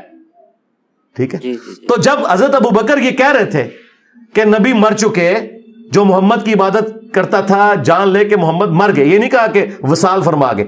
تو وہ یہ بتانا چاہ رہے تھے کہ یہ عقیدہ نہیں رکھنا کہ جیسس کرائسٹ کی طرح تم محمد رسول اللہ کو بھی خدا مان لو, کیونکہ خدا کو موت نہیں آتی اور غیر خدا کو موت آ جاتی ہے. سر آپ کے پہلے سوال سے ایک سوال تھا, بٹ اس کی صرف قانون کا میں اسپیسیفک ہونے کے, آپ نے کہا جج ڈیسائیڈ کر سکتا ہے بلاسفیمی ہے, but as per Islamic law اگر ڈیسائیڈ بھی ہو جائے کہ اس نے بلاسفیمی کی ہے اس کے بعد وہ معافی مانگ لے تو معافی ہے؟ جی معافی ہے, کیوں نہیں. قرآن میں لکھا ہے سورۃ الفرقان آیت نمبر 70, اگر کوئی شرک سے بھی توبہ کر لے اس کی توبہ قبول ہے. فساد فی الارض کرنے والی کی سزا ہو سکتی ہے. توبہ کا دروازہ تو ہر وقت کھلا ہوا ہے, اور یہ کرتے ہیں. میں آپ کے کیمرے میں یہ بات کروں گا, عمران خان صاحب نے جب ان کی نظر میں گستاخی کر دی نبی علیہ السلام کی, انہوں نے کہا کہ کافروں نے نبی کو ذلیل کیا, یہ لفظ استعمال کیا تھا نا. کسی مولوی نے کہا کہ عمران خان واجب القتل ہے, سب نے کہا اے عمران خان صاحب توبہ کرو. کیوں بھائی, وڈا بندہ کرے تو توبہ کرو, نکاح کرے تو وڑ دو. ان کا دین ایمان یہ ہے کہ اگر آرمی چیف یا وقت کا پرائم منسٹر جس کے پیچھے آرمی کھڑی ہے وہ گستاخی کرے تو اس کو یہ قتل کا نہیں کہتے, اے جی ایک رجوع ریکارڈ کران جی توبہ کرن. اور اگر عام آدمی کرے تو کہتے توبہ ہی قبول نہیں ہے. یہ 2 نمبر لوگ ہیں. ہاں یہ بالکل بےایمانی کر رہے ہیں, بڑوں سے ہی ڈرتے ہیں, ان سے توبہ ڈیمانڈ کرتے ہیں, چھوٹوں کو کاٹ دیتے ہیں. سنس اس پوڈ کاسٹ کے بعد میں نے زندہ رہنا ہی نہیں ہے تو میں پورے سوال کھل کے ہی کریں. تو حنفی لا میں نان مسلم پہ تو بلاسفیمی اپلائی نہیں ہوتی, رائٹ؟ جی. تو ہم تو کرتے تو مسلمانوں میں بھی وہ کہتے ہیں کہ گستاخی رسول کی یہ والی سزا نہیں ہوگی. امام حنیفہ کے نزدیک تو یہ والی سزا نہیں ہے. اور مفتی تقی عثمانی صاحب کی آڈیو لیک ہو گئی تھی نا, تو بعد میں وہ اس کی صفائیاں دیتے پھرے تھے. ایون حنیف قریشی کی بعد میں تو کلیریفیکیشن. حنیف قریشی صاحب تو پھر بالکل ہی وہ تو اور طرف, وہ سزا کے منکر نہیں ہے. انہوں نے اس حوالے سے بات کی تھی, ممتاز قادری کے حوالے سے اپنا موقف جو ہے وہ ان کا تھا. میرا کوئی اس معاملے میں لینا دینا نہیں ہے. تو میرے بھائی آپ اس میں سے نکالنا کیا چاہتے ہیں؟ یہ کوشچن مجھ سے شہباز شریف کو کرنے چاہیے, یہ کوشچن مجھ سے چیف جسٹس کو، آرمی چیف کو کرنے چاہیے جن کے ہاتھ میں سلطہ ہے. آپ ایک علمی ڈسکشن، علمی شاوت اپنی پوری کر رہے ہیں، ہم اس میں سے کچھ نکال نہیں سکتے. یہ بڑوں کے فیصلے، ہم ورڈکٹ دے رہے ہیں، ان کو بھی پتا ہے کہ 295C کے اندر یہ شیک ہونی چاہیے تھی کہ اگر کوئی توبہ کر لے. یہ انہوں نے انٹینڈڈ چھوڑا ہوا ہے. اور ویسے سپریم کورٹ کا میں آپ کو بتاؤں ایک فیصلہ آ چکا ہے کہ اگر کوئی شخص کیٹاگوریکل ڈینائی کر دے اپنی گستاخی کا، اور اس نے کہا کہ میرا کہنے کا مطلب یہ نہیں تھا، تو اس کی بات مانی جائے گی. اور یہی ہے اسلام کی فقہ میں بھی. مجھے بتائیں کوئی مسلمان کیسے گستاخی کا سوچ سکتا ہے؟ الفاظ کے چناؤ میں فرق ہو سکتا ہے نا. تو آپ کی نظر میں وہ گستاخی ہے نا، اس کی نظر میں تو نہیں ہے. اگر وہ ریشو پروپورشن کے ساتھ چیزیں لا کے قرآن و سنت سے ثابت کر دے کہ قرآن و سنت میں اس طریقے سے گفتگو ہوئی ہے. آپ دیکھیں قرآن میں اللہ تعالیٰ نے منافقین کے بارے میں نقل کیا، وہ کہتے ہیں کہ جب ہم عزت والے مدینے میں داخل ہوں گے تو وہاں سے ذلیلوں کو نکالیں گے. نبی علیہ السلام صحابہ کرام کو ذلیل کہا عبداللہ ابن ابی نے، اور اللہ نے ان کے الفاظ نقل کیے. پھر اللہ نے کہا کہ عزت اللہ، اس کے رسول اور اہل ایمان کے لیے. لیکن اس کا جو گستاخانہ جملہ ہے وہ کافروں کے ریفرنس سے تو اللہ تعالیٰ نے نقل کیا ہے. تو اب اس طرح کی جو نقل کفر نہ باشد ہوتا ہے. جب کوئی شخص خود سے توہین کی نیت سے پروفٹ کے لیے کوئی توہین کے الفاظ استعمال کرے، جبکہ واقعی وہ توہین کے الفاظ ہوں. یہاں تو اگر آپ یہ کہہ دینا نبی بشر تھے، انسان تھے ہماری طرح کے، تو یہ کہتے ہیں آپ کافر ہو گئے. اس سے یہ بھی نہیں پوچھیں گے کہ تمہارا مطلب کیا ہے، تو وہ بتائے گا کہ میں اسپیشی کی بات کر رہا ہوں. چونکہ قرآن میں لکھا ہے کہ اگر زمین میں فرشتے آباد ہوتے تو ہم فرشتوں میں پیغمبر بناتے. انسان ہے. اے نبی، ہم نے آپ سے پہلے کوئی ایسا پیغمبر نہیں بھیجا جو کھانا نہ کھاتا ہو، بازاروں میں نہ چلتا ہو، اور نہ ان کے جسم ایسے بنائے تھے کہ وہ ہمیشہ دنیا میں رہتے. اللہ نے کہا سارے پیغمبروں کو موت آئی ہے. اب اسپیشی کے طور پر تو پروفٹ ہماری طرح ہوتے ہیں نا، مرتبے کی تو بات ہی نہیں ہو رہی. تو انہوں نے کتنا تختہ مشق بنا کے رکھا اہل حدیث کو، وہابی کہہ کے گالی دی اور کیا کچھ کیا. جی وہابی کہتے ہیں جی وہ نبی ہماری طرح کے انسان ہے. اور ظالموں تم لوگوں نے تو 3 اور 4 صدی ہجری کے بابوں کو اپنا نبی مانا ہوا ہے، بغیر نبی کیے ہوئے اماموں کو. اہل حدیث تو رسول اللہ کے بعد کسی کی بات کو حجت نہیں مانتے. ان کو تم عشق رسول سکھاؤ گے. سب سے بڑے گستاخ ہو جنہوں نے اماموں کو اپنا باپ بنا لیا اور محمد رسول اللہ کی امامت چھوڑ دی. انہوں نے اپنے آپ کو حنفی، شافعی، مالکی، حنبلی کہتے ہیں، محمدی نہیں کہتے. اور اہل حدیث وہ ہیں جو قرآن و سنت کے اوپر اتنے اسٹرکٹ ہیں کہ وہ اپنے آپ کو کہتے ہیں ہم نبی علیہ السلام کے بعد کسی کو اتھارٹی نہیں مانتے. انہوں نے کہا کہ وہ نبی کو اپنی طرح مانتے ہیں. اللہ کے بندوں، وہ تو تمہارے بابوں کو کوئی شے نہیں سمجھتے ہیں نبی کے مقابلے پہ، تو اپنے آپ کو کہاں لے آئیں گے نبی کے مقابلے پہ؟ یہ انہوں نے انجیکٹ کیا زہر. وہ یہ کہہ رہے تھے کہ نبی انسان ہونے میں ہماری طرح ہے، ان کو خدا نہ بناؤ. یہ تو حضرت ابوبکر بھی کہہ رہے ہیں. سر آپ نے بھی کیلس کی ڈس ایگریمنٹ کی بات کی تھی. ہم مسلم ورلڈ میں دیکھیں تو انفارچونیٹلی آمریت بہت زیادہ ہمیں نظر آتی ہے، اور ایک خیال لوگوں نے عام کر دیا ہے کہ ڈیموکریسی کی جگہ اسلام میں نہیں ہے. آپ جب مثالیں دیتے ہیں، آپ ہی سے سیکھ کر میں چاہوں گا کہ آپ لوگوں کو یہ سمجھائیں، کیا یہ واقعی اس طرح کے واقعے ہیں جو آپ نے بتائے ہیں؟ لیکن میں چاہتا ہوں کہ جب ایون پروفٹ صلی اللہ علیہ وسلم سے ڈس ایگریمنٹ ہوتا تھا وہ میجورٹی ڈیسیجن پہ جاتے تھے. اب ہم تو کہیں وہ پروفٹ ہیں، ان کو وحی آ رہی ہے، وہ اللہ کے نبی ہیں، وہ جب میجورٹی کے ساتھ جا رہے ہیں تو ہم یہ کیسے تصور کر سکتے ہیں کہ اسلام میں ڈیموکریسی نہیں ہے؟ جی ڈیموکریسی ہے، کون کہتا نہیں ہے؟ قرآن میں بھی ہے، وَأَمْرُهُمْ شُورَىٰ بَيْنَهُمْ. ہم تو کہتے ہیں ہمیں ویسٹرن ڈیموکریسی سے یہ اختلاف ہے کہ حلال اور حرام کا فیصلہ ڈیموکریسی نہیں کرے گی، وہ اللہ کرے گا. اور یہ جو آپ نے ڈس ایگریمنٹ کی بات کی ہے وہ ان معاملات میں ہوتا تھا جس میں نبی علیہ السلام مشورہ کرتے تھے. جہاں پہ اللہ کی وحی آ جاتی تھی نا، وہاں پہ نبی علیہ السلام بھی اپنے مشورے سے دستبردار ہو جاتے تھے. یہ میں بڑی بھاری مثال دے رہا ہوں، صحابہ کو تو چھوڑ دیں. نبی علیہ السلام نے غزوہ بدر کے قیدیوں کے بارے میں فیصلہ کیا. قرآن میں ہے کہ اگر وہ آیت نازل نہ ہوئی ہوتی تمہیں عذاب دیا جاتا، یہ تم نے کیوں ڈیسیژن کیا ہے؟ ٹھیک ہے، تو نبی علیہ السلام اپنے فیصلوں کے معاملے میں بھی اسے ریوزٹ کرتے تھے صحابہ کا جب وہی. لیکن جہاں وہی نہیں ہوتی تھی وہاں آپ میجورٹی کی رائے کو آپ پریفر کرتے تھے. اور یہ جو لوگ کہتے ہیں نا وہ نبی علیہ السلام کے قریب چند لوگ تھے جن سے آپ مشورہ کرتے تھے، بھائی وہ چند لوگ نہیں تھے، وہ اپنے اپنے قبیلوں کے ریپریزنٹیٹیو تھے. جس طرح ہم ایک MNA بنا کے جب پارلیمنٹ میں بھیجتے ہیں تو پورے جیلم کا نمائندہ ہوتا ہے، پورے لاہور کا نمائندہ ہوتا ہے. آپ یہ نہیں کہہ سکتے میں اس کے ساتھ ایگری نہیں کرتا. تو وہاں قبیلوں کے جو بڑے ہوتے تھے وہ پورے قبیلے کے ہوتے تھے، وہ ساروں کی ہی رائے شمار کی جاتی تھی. ظاہر ہے وہ اس وقت قبیلے کا سردار اس طرح سفارش سے اور پیسے سے نہیں بنتا تھا، واقعی وہ ڈیزرو کرتا تھا. تو اسلام میں ڈیموکریسی ہے. جس ڈیموکریسی کو ہم شرک اور کفر کہتے ہیں وہ ہے جس میں حلال اور حرام کا فیصلہ. یعنی اگر آپ یہ کہتے ہیں کہ کثرت رائے یہ ہے کہ مرد کی مرد سے شادی ہو، اسلام کہتا ہے کہ یہ نہیں ہوگا.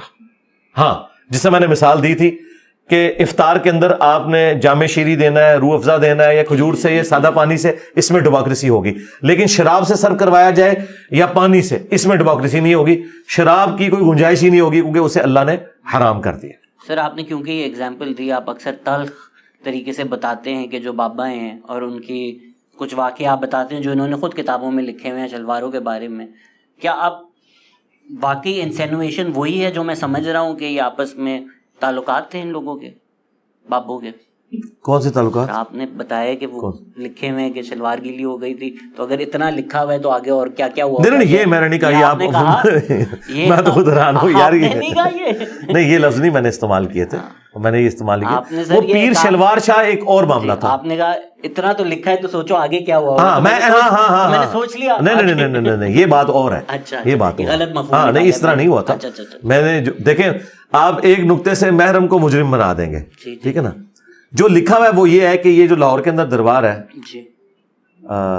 مادھو لال حسین, تو وہ جو خود اس کے کسٹوڈین ہے بریلوی فرقے کے لوگ, انہوں نے باقاعدہ کتاب میں لکھا ہوا ہے کہ ان کا آپس میں پیار محبت کا رشتہ ہو گیا تھا, اسی کی وجہ سے یہ سارے کے سارے معاملات تھے.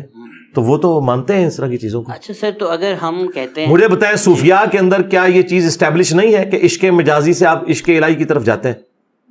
انہوں نے عشق مجازی یعنی وہ جو اسلام میں ایگزسٹ ہی نہیں کرتا, ایک نامحرم مرد و عورت کا آپس میں عشق کرنا, شادی کی صورت میں وہ تو ٹھیک ہے, لیکن ان میں سے شادی کی صورت, شادی تو کسی کی بھی نہیں ہوئی ہے عشق مجازی میں, یہ اس عشق کے اندر عشق حقیقی تلاش کرتے ہیں, تو اس کا مطلب ہے ناجائز تعلقات میں اسی لیے پھر خدا تک پہنچے بھی نہیں نا. اس میں سر آپ کو نہیں لگتا کہ نکاح خدا نے بہت آسان کیا اور ہم نے مشکل کر دیا؟ اس میں ایک میرا تھوڑا اختلاف ہو گیا تھا.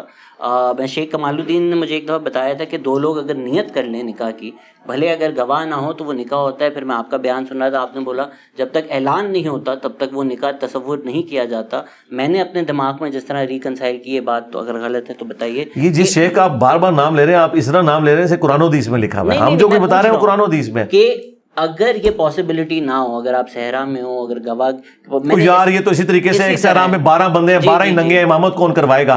تو اس میں واٹس ایپ کر کے پوچھ لیجیے گا, میں کوئی امام نامزد کر دوں گا. اسی طرح سمجھا کہ اگر پاسبلٹیز نہ ہو تو وہ نکاح کنسیڈر. دیکھیں اسلام میں یہ چیز بڑی ایک کنڈیم کی گئی ہے کہ آپ فرضی کیسز بنا کے پوچھیں. یہ آپ سائنس میں فلسفے میں تو ضرور کرتے رہے. کوسچن ہے کہ اعلان کے بغیر نکاح نہیں ہوتا. جی اعلانیہ ہونا چاہیے, ڈکلیئر ہو کے مرد و عورت ہے, ورنہ ادروائز نامحرم مرد و عورت اگر ہم آپ کو تصور کر لیتے ہیں تو آپ کے ساتھ پھر ہم وہ ایکٹیویٹی پرفارم کریں گے جو کریں گے, ٹھیک ہے نا. یہی قانون آپ کے اوپر اپلائی ہوگا. ہمیں کیا پتا ہے کہ آپ گن پوائنٹ کے اوپر وہ عورت بھگا کے لائے ہوئے ہیں یا عورت آپ کو بھگا کے لے آئی ہے, یہ کیا مسئلہ ہے؟ بالرضا ہے یا بالجبر ہے, ہمیں کیا پتا ہے. تو اس کے لیے یہ سارے معاملات ہونے چاہیے نا. دیکھیں جو آئلی قوانین ہے, جو خاندانی نظام سے تعلق رکھنے والے قوانین ہیں, یہ آپ کو الہامی کتابیں بتائیں گی. ٹریفک کے قوانین آپ کو الہامی کتابیں نہیں بتائیں گی, ٹھیک ہے. ہاں ان پرنسپل یہ بتائیں گے جو پہلے آیا اس کا پہلا حق ہے. تو ٹریفک قانون بھی اسی کے اوپر ہے کہ جو اشارے کے سب سے قریب کھڑا ہوا ہے اسی کا حق ہے کہ وہ آئے, یہ نہیں کہ پیچھے سے لا کے تو آپ مخالف سمت میں آ کے بیچ میں کھڑی کر دیں. تو ان پرنسپل تو موجود ہے. باقی ٹریفک قوانین تو آپ نہیں بنانے ہیں, وہ آپ کا رائٹ ہے. آپ گرین کلر رکھنا چاہتے ہیں, بلو رکھنا چاہتے ہیں, بلو ورسز ریڈ رکھ لیں یا گرین ورسز یلو رکھ لیں, وہ آپ کا رائٹ ہے. لیکن ان پرنسپل انصاف, عدل, برابری, ان ساری چیزوں کا خیال ہونا چاہیے. سر اس میں اکثر ہمارے جو مولوی حضرات ہیں وہ اگر کوئی اور ایریا کا بھی ایکسپرٹیز ہو, کوئی فزسسٹ ہو, تو اس کی رائے رد کر دیتے ہیں. آج ہی آپ ایگزامپل دے رہے تھے, آپ نے کئی دفعہ پہلے بھی ایگزامپل دی ہے فصل والی, کہ میں چاہوں گا کہ آپ بتائیں کہ ایون پروفٹ صلی اللہ علیہ وسلم انہوں نے خود کہا کہ جس ایریا میں میری ایکسپرٹیز نہیں آپ اپنی سنو. جی بالکل صحیح. مسلم میں اوپر تلے 3 احادیث ہیں نبی الاسلام کے مبارک زمانے میں کھجور کی اچھی فصل لینے کے لیے وہ نر اور مادہ کا ملاپ کروایا کرتے تھے فزیکلی, اس سے ذرا اچھی, اور وہ آج تک وہ طریقہ چل رہا ہے. بلکہ آپ یہ اگر کھجور کا پودا دیکھیں, وہ چھوٹے بچے کی جس طرح پرورش ہوتی ہے اس طرح وہ کرتے ہیں. کھجور اللہ نے ایک بڑا یونیک پھل بنایا, اور ان لوگوں کو صدیوں سے ایکسپرٹیز ہیں عرب کے لوگ اس کو جس طریقے سے لے کے چل رہے ہیں. تو نبی الاسلام جب وہاں سے گزرے تو آپ نے کہا کہ اگر ایسا نہ کرو تو کیا ہے, جو فصل آنی ہے وہ تو آئے گی. تو انہوں نے نبی الاسلام کے کہنے کے اوپر, حالانکہ آپ نے یہ نہیں کہا تھا کہ ضروری نہ کرو, آپ نے مشورہ دیا, مشورہ مانا, ان کی فصل کم ہوگی. نبی الاسلام کے پاس وہ شکایت لے کے آئے کہ یا رسول اللہ آپ نے مشورہ دیا تھا تو یہ دیکھیں ہماری فصل کم ہوگی. اب دیکھیں اتنی فرینکنس ہے, نبی الاسلام سے آ کے ڈسکس کر رہے ہیں کہ آپ نے جو مشورہ دیا اس کی وجہ سے یہ رزلٹ نکلا ہے. اسی پہ میں کہتا ہوں اس زمانے میں 295C نہیں تھی, آج تو چھوٹی چھوٹی بات پہ تو نبی نو آ کے پوچھ رہے ہیں, ٹھیک ہے. کوئی گستاخی آپ نے شمار نہیں کیا, مطلب ایک ڈسکشن ہے. نبی الاسلام نے فرمایا کہ میں نے تمہیں کو منع تو نہیں کیا تھا, میرا ایک مشورہ تھا, اگر میں کوئی بات اللہ کے ریفرنس سے کروں تو اسے تم منوان اسی طریقے سے لیا کرو. جہاں پہ میں اپنی ذاتی رائے دوں تمہارے دنیاوی معاملات میں, وَأَنْتُمْ أَعْلَمُ بِأَمْرِ دُنْيَكُمْ, تم دنیا کے کاموں کو مجھ سے بہتر سمجھتے ہو اپنے معاملات میں جو ہے. ظاہر نبی علیہ السلام کا سارا ایکسپیرینس مویشی پالنے کے اعتبار سے تھا, کھجوروں کے حوالے سے آپ کا ایکسپیرینس نہیں تھا. اور اس کے اوپر باقاعدہ پھر مسلم شریف میں باب ہے کہ کن معاملات میں نبی علیہ السلام کی اطاعت واجب ہے اور کن میں نہیں ہے. اب یہ دیکھیں بڑا خطرناک جملہ ہے, مسلم کے اندر اتنی بڑی گستاخی لکھی ہوئی ہے. ہاں بس یہ ہے کہ امام مسلم کے ساتھ انجینئر نہیں لگا ہوا, ہاں ورنہ امام مسلم کے خلاف بھی کلپ آیا ہوتا. سر اس میں ابھی آپ ڈاکٹر تیمور صاحب بہت اچھا ڈسکشن کر رہے تھے کہ مسلم امہ نیچے جانا کب شروع ہوئی, جب فیصل بڑھائے چاہے ہوئے تھے ان کے ساتھ بھی آپ کا بہت اچھا ڈسکشن ہوا کہ وہ جو ریزن کا ایک ایرا تھا ہم نے کیسے لوز کیا. اس میں ایک پہلو جو مجھے لگتا ہے کہ شاید مسنگ تھا, میں آپ کی اس پہ بھی رائے جاننا چاہوں گا. احمد کورو کی بھی اس پہ بہت اچھی کتاب ہے کہ جو اچھا کام ہوا, سوچ کا کام ہوا, وہ تب ہوا جب مسلم امہ کے جو تھنکرز تھے وہ اسٹیٹ سے الائنڈ نہیں تھے. ایک وقت جب آیا جب اسٹیٹ نے کو آپٹ کر لیا, اینڈ ایز سچ کیونکہ ہمارے پاس قرآن ہے, کیونکہ ہمارے پاس حدیث ہے, مسجد کا رول پادری والا نہیں رہا کہ چرچ الٹیمیٹ اتھارٹی ہے and he speaking on behalf of God. ہم یہ نہیں تصور کرتے کسی لیڈر کو. لیکن جب اسٹیٹ نے پذیرائی دی کچھ اسلامک تھنکرز کو, کچھ اسلامک اسکالرس کو, کیا آپ کو لگتا ہے وہ جو اسٹیٹ کلرجی نیکسس ہے جس کے بارے میں حسین حقانی نے between the mosque and the military Pakistan کے بارے میں لکھا ہوا ہے, اس نے بھی اسلام کو بہت زیادہ نقصان دیا؟ دیکھیں نقصان تو مختلف چیزوں سے ہوا ہے. اسٹیٹ نے پذیرائی بھی دی ہے. دیکھیں البیرونی نے جب زمین کا سرکمفرنس کیلکولیٹ کیا ہے تو اسٹیٹ نے اسے انعام دیا نا. باقی یہ جو آپ نے بات کی نا کہ اسٹیٹ سے انڈیپینڈنٹ ان اداروں کو ہونا چاہیے, تو میں بھی اسی حق میں ہوں. امام خمینی نے انڈیپینڈنٹ کیا ہوا ہے اپنے مذہبی سارے جو ادارے ہیں, ان کا اپنا بجٹ ہوتا ہے, وہ گورنمنٹ آف ایران کے اوپر ڈیپینڈنٹ نہیں ہوتے. ظاہر ہے پھر جب آپ غلام ہو جائیں گے تو پھر آپ سوچنا چھوڑ دیں گے اور آپ حکمران کے مطابق فتوے دیں گے. سلطنت عباسیہ کے دور کے اندر حکمران اپنے فتوے دیتے تھے, لیکن پھر ان کی تکلیف بھی انہیں کاٹنی پڑتی تھی. امام حنیفہ رحمۃ اللہ علیہ کو زہر کا پیالہ زبردستی پلایا گیا اس وجہ سے کہ انہوں نے حاکم وقت سے اختلاف کیا تھا. امام احمد بن حنبل کو کوڑے کھانے پڑے, معتزلہ کی حکومت آ گئی تھی, ہارون رشید کا بیٹا مامون رشید حکمران ہوا, اس کے بعد معتصم باللہ, ان لوگوں نے یہ تکلیفیں دیں. تو ظاہر ہے کہ وہ انڈیپینڈنٹ رائے رکھتے تھے. اور میں آپ کو بتاؤں, اگر کسی حکمران نے کوئی اس طریقے سے لالچ بھی دینے کی کوشش کی ہے, خلیفہ جو عباسی تھا اس نے امام مالک سے کہا کہ مجھے آپ کی کتاب بڑی پسند آئی ہے, میں چاہ رہا ہوں کہ اسے آئین کے طور پر پھیلا دوں. ان کا یہ میری رائے بھی اس میں شامل ہے, تو یہ میں تمہیں اجازت نہیں دوں گا کہ تم اسے نافذ کر دو. کیونکہ امام مالک احادیث لکھنے کے بعد نا کچھ اپنے فتاوی جات بھی لکھتے ہیں کہ میرے نزدیک یہ والی حدیث زیادہ سٹرونگ ہے اور اس میں یہ رائے ہے. تو انہوں نے اگرچہ احادیث کے مطابق رائے دی ہے اور بعض جگہ اپنی ذاتی رائے بھی دے دی ہے. اس کی وجہ سے پھر ہمیں بعد میں ایک مشکل کاٹنی پڑی کہ امام مالک کی رائے سے بھی اختلاف کرنا پڑا. لیکن پھر بھی ان کو حکومت اویلیبل بھی تھی, تو انہوں نے کہا کہ نہیں میں تمہیں نہیں کہوں گا. یہاں حکومت کسی کو گود لے, وہ کہتا ہے ٹھیک ہے جی میری ساری یہ کتابیں چھاپیں جی, میری سیڑھیاں چلاؤ جی, تسی یہ ہوتا ہے ٹی وی دے ہوتا ہے, ٹی وی چینل دے ہوتا ہے. جس طرح ہمارے ساتھ والے ملک میں گودی میڈیا کہتے ہیں, پاکستان میں وہ انڈیا کا ایک ٹرم ہے رانگ نمبر. اکثر جو ہمارے مولوی حضرات ہیں, اسلام تو ہمیں امام حسین کی ایگزامپل بتاتا ہے, بلوچستان میں ظلم ہو خاموشی. تو پاکستان میں کوئی میڈیا آزاد ہے کیا؟ میں آپ سے وہی پوچھنا چاہ رہا ہوں کہ یہ جو مولوی ہیں جو پاکستان میں پاکستانیوں پہ ظلم ہوتا ہے اس پہ خاموش رہتے ہیں, اور جو پرائم منسٹر بن جائے, سپہ سالار بن جائے, اس کی روحانی عظمتوں پہ اسپیچز دینا شروع ہو جاتے ہیں, ان کو سن کے کیا ہم سوچ لیں کہ یہ رانگ نمبر ہے؟ جی رانگ نمبر ہی ہے, اور کیا ہے, بالکل رانگ نمبر ہے. اور مجھے نہیں سمجھ آتی کہ آیت یا حدیث بیان کر لینے سے کسی کے اندر روحانیت کہاں سے آ گئی ہے. آپ کو ہمیشہ قرآن و حدیث کے نام کے اوپر تو سارا دھوکہ دیا گیا. ضیاء الحق صاحب کیا آیات نہیں پڑھتے تھے, ان کی آپ تقریریں سنیں تو آپ کو لگے گا کہ پتہ نہیں کوئی بہت کوئی مذہبی شخصیت ہے, حالانکہ سب کچھ اس نے اپنی کرسی کے لیے کیا تھا. تو میرا خیال ہے آیات اور حدیث سے آپ بالکل دھوکہ نہ کھایا کریں, بلکہ شک کریں کہ جو آیت اور حدیث پیش کر رہے ہیں نا شاید کوئی اپنی منفعت چاہ رہا ہے, تا وقت ہے کہ اس کی باقی ساری چیزیں الائن نہ ہو.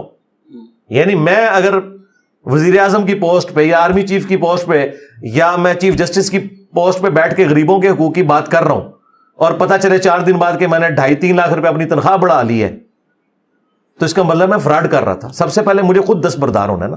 میں اس لیے باتیں کرتا ہوں, میں سسٹم کا بینیفیشری نہیں ہوں.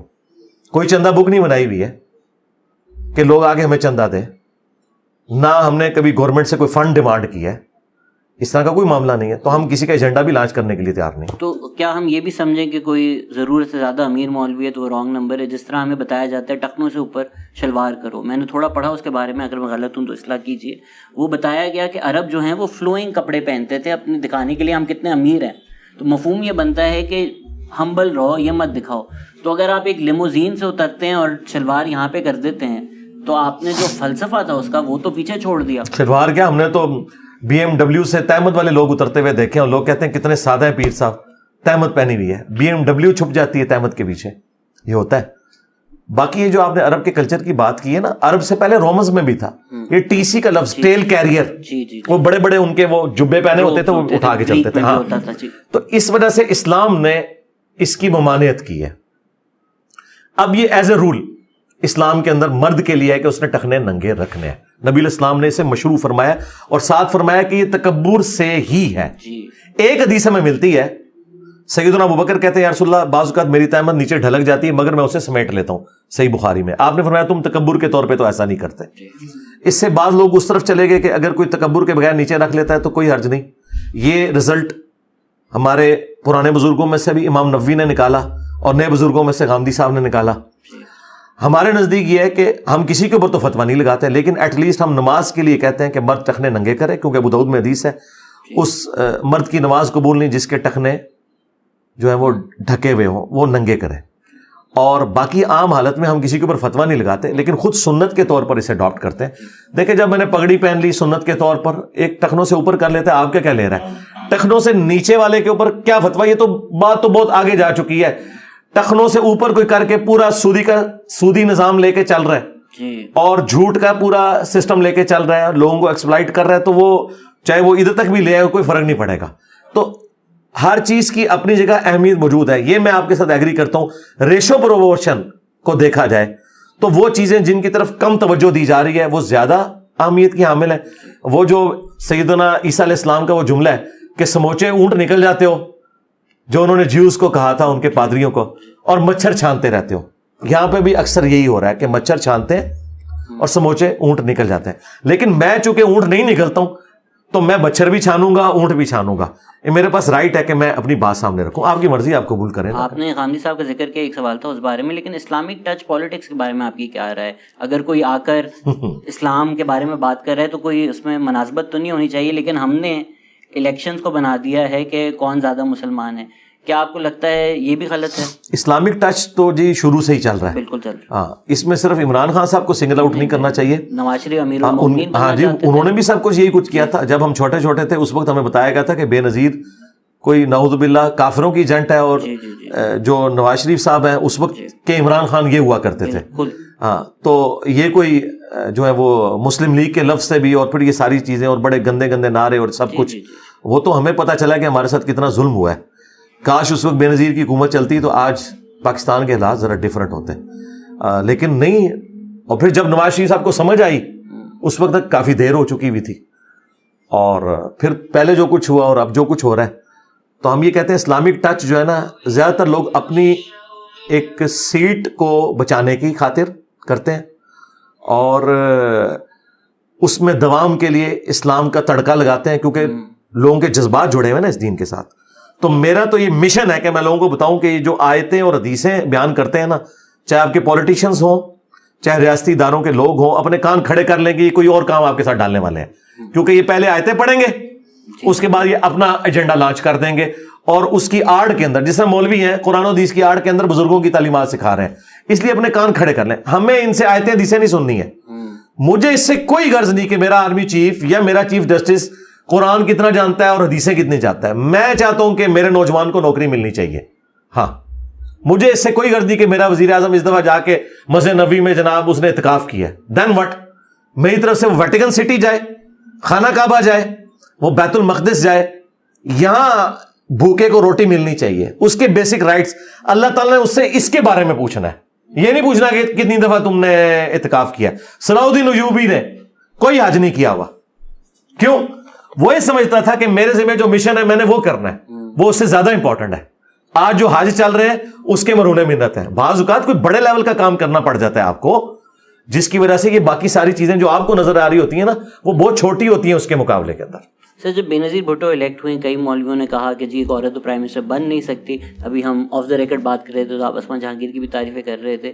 نہیں میں کیمرہ بھی کرتا ہوں. تو جو سننے والے ہیں ان کو ایک تضاد لگے گا کہ بھائی ایک طرف اسلام کی باتیں کر رہے ہیں, دوسری طرف آپ کہہ رہے ہیں اسما جہانگیر جیسی عورت یا بے نظیر جیسی عورت ان کی تعریفیں ہو رہی ہیں. لوگوں کو, سننے والوں کو شاید اس میں تضاد. میرے بھائی جب مجھے پورے پاکستان میں مرد اسما جہانگیر ہی نظر آئے تو میں اس کی تعریف کیوں نہ کروں, جب پوری کی پوری قوم عورت بن چکی ہو. اور یہ میں عورت کو تذلیل کے طور پہ نہیں, وہ جس طرح ایک جینڈر کی کرتے ہیں نا, ہاں نہیں یہ تذلیل کے طور پہ نہیں. میں پتا کیا, میں جس طبقے کو سمجھا رہا ہوں نا ان کو یہی لینگویج سمجھ آتی ہے. جب ہم کسی کو کہتے ہیں میں نے چوڑیاں نہیں پہنی ہوئی, مراد یہ نہیں کہ چوڑیاں پہننا کوئی کسی کی تذلیل ہے, مراد یہ کہ ان کو یہ لینگویج سمجھ آتی ہے.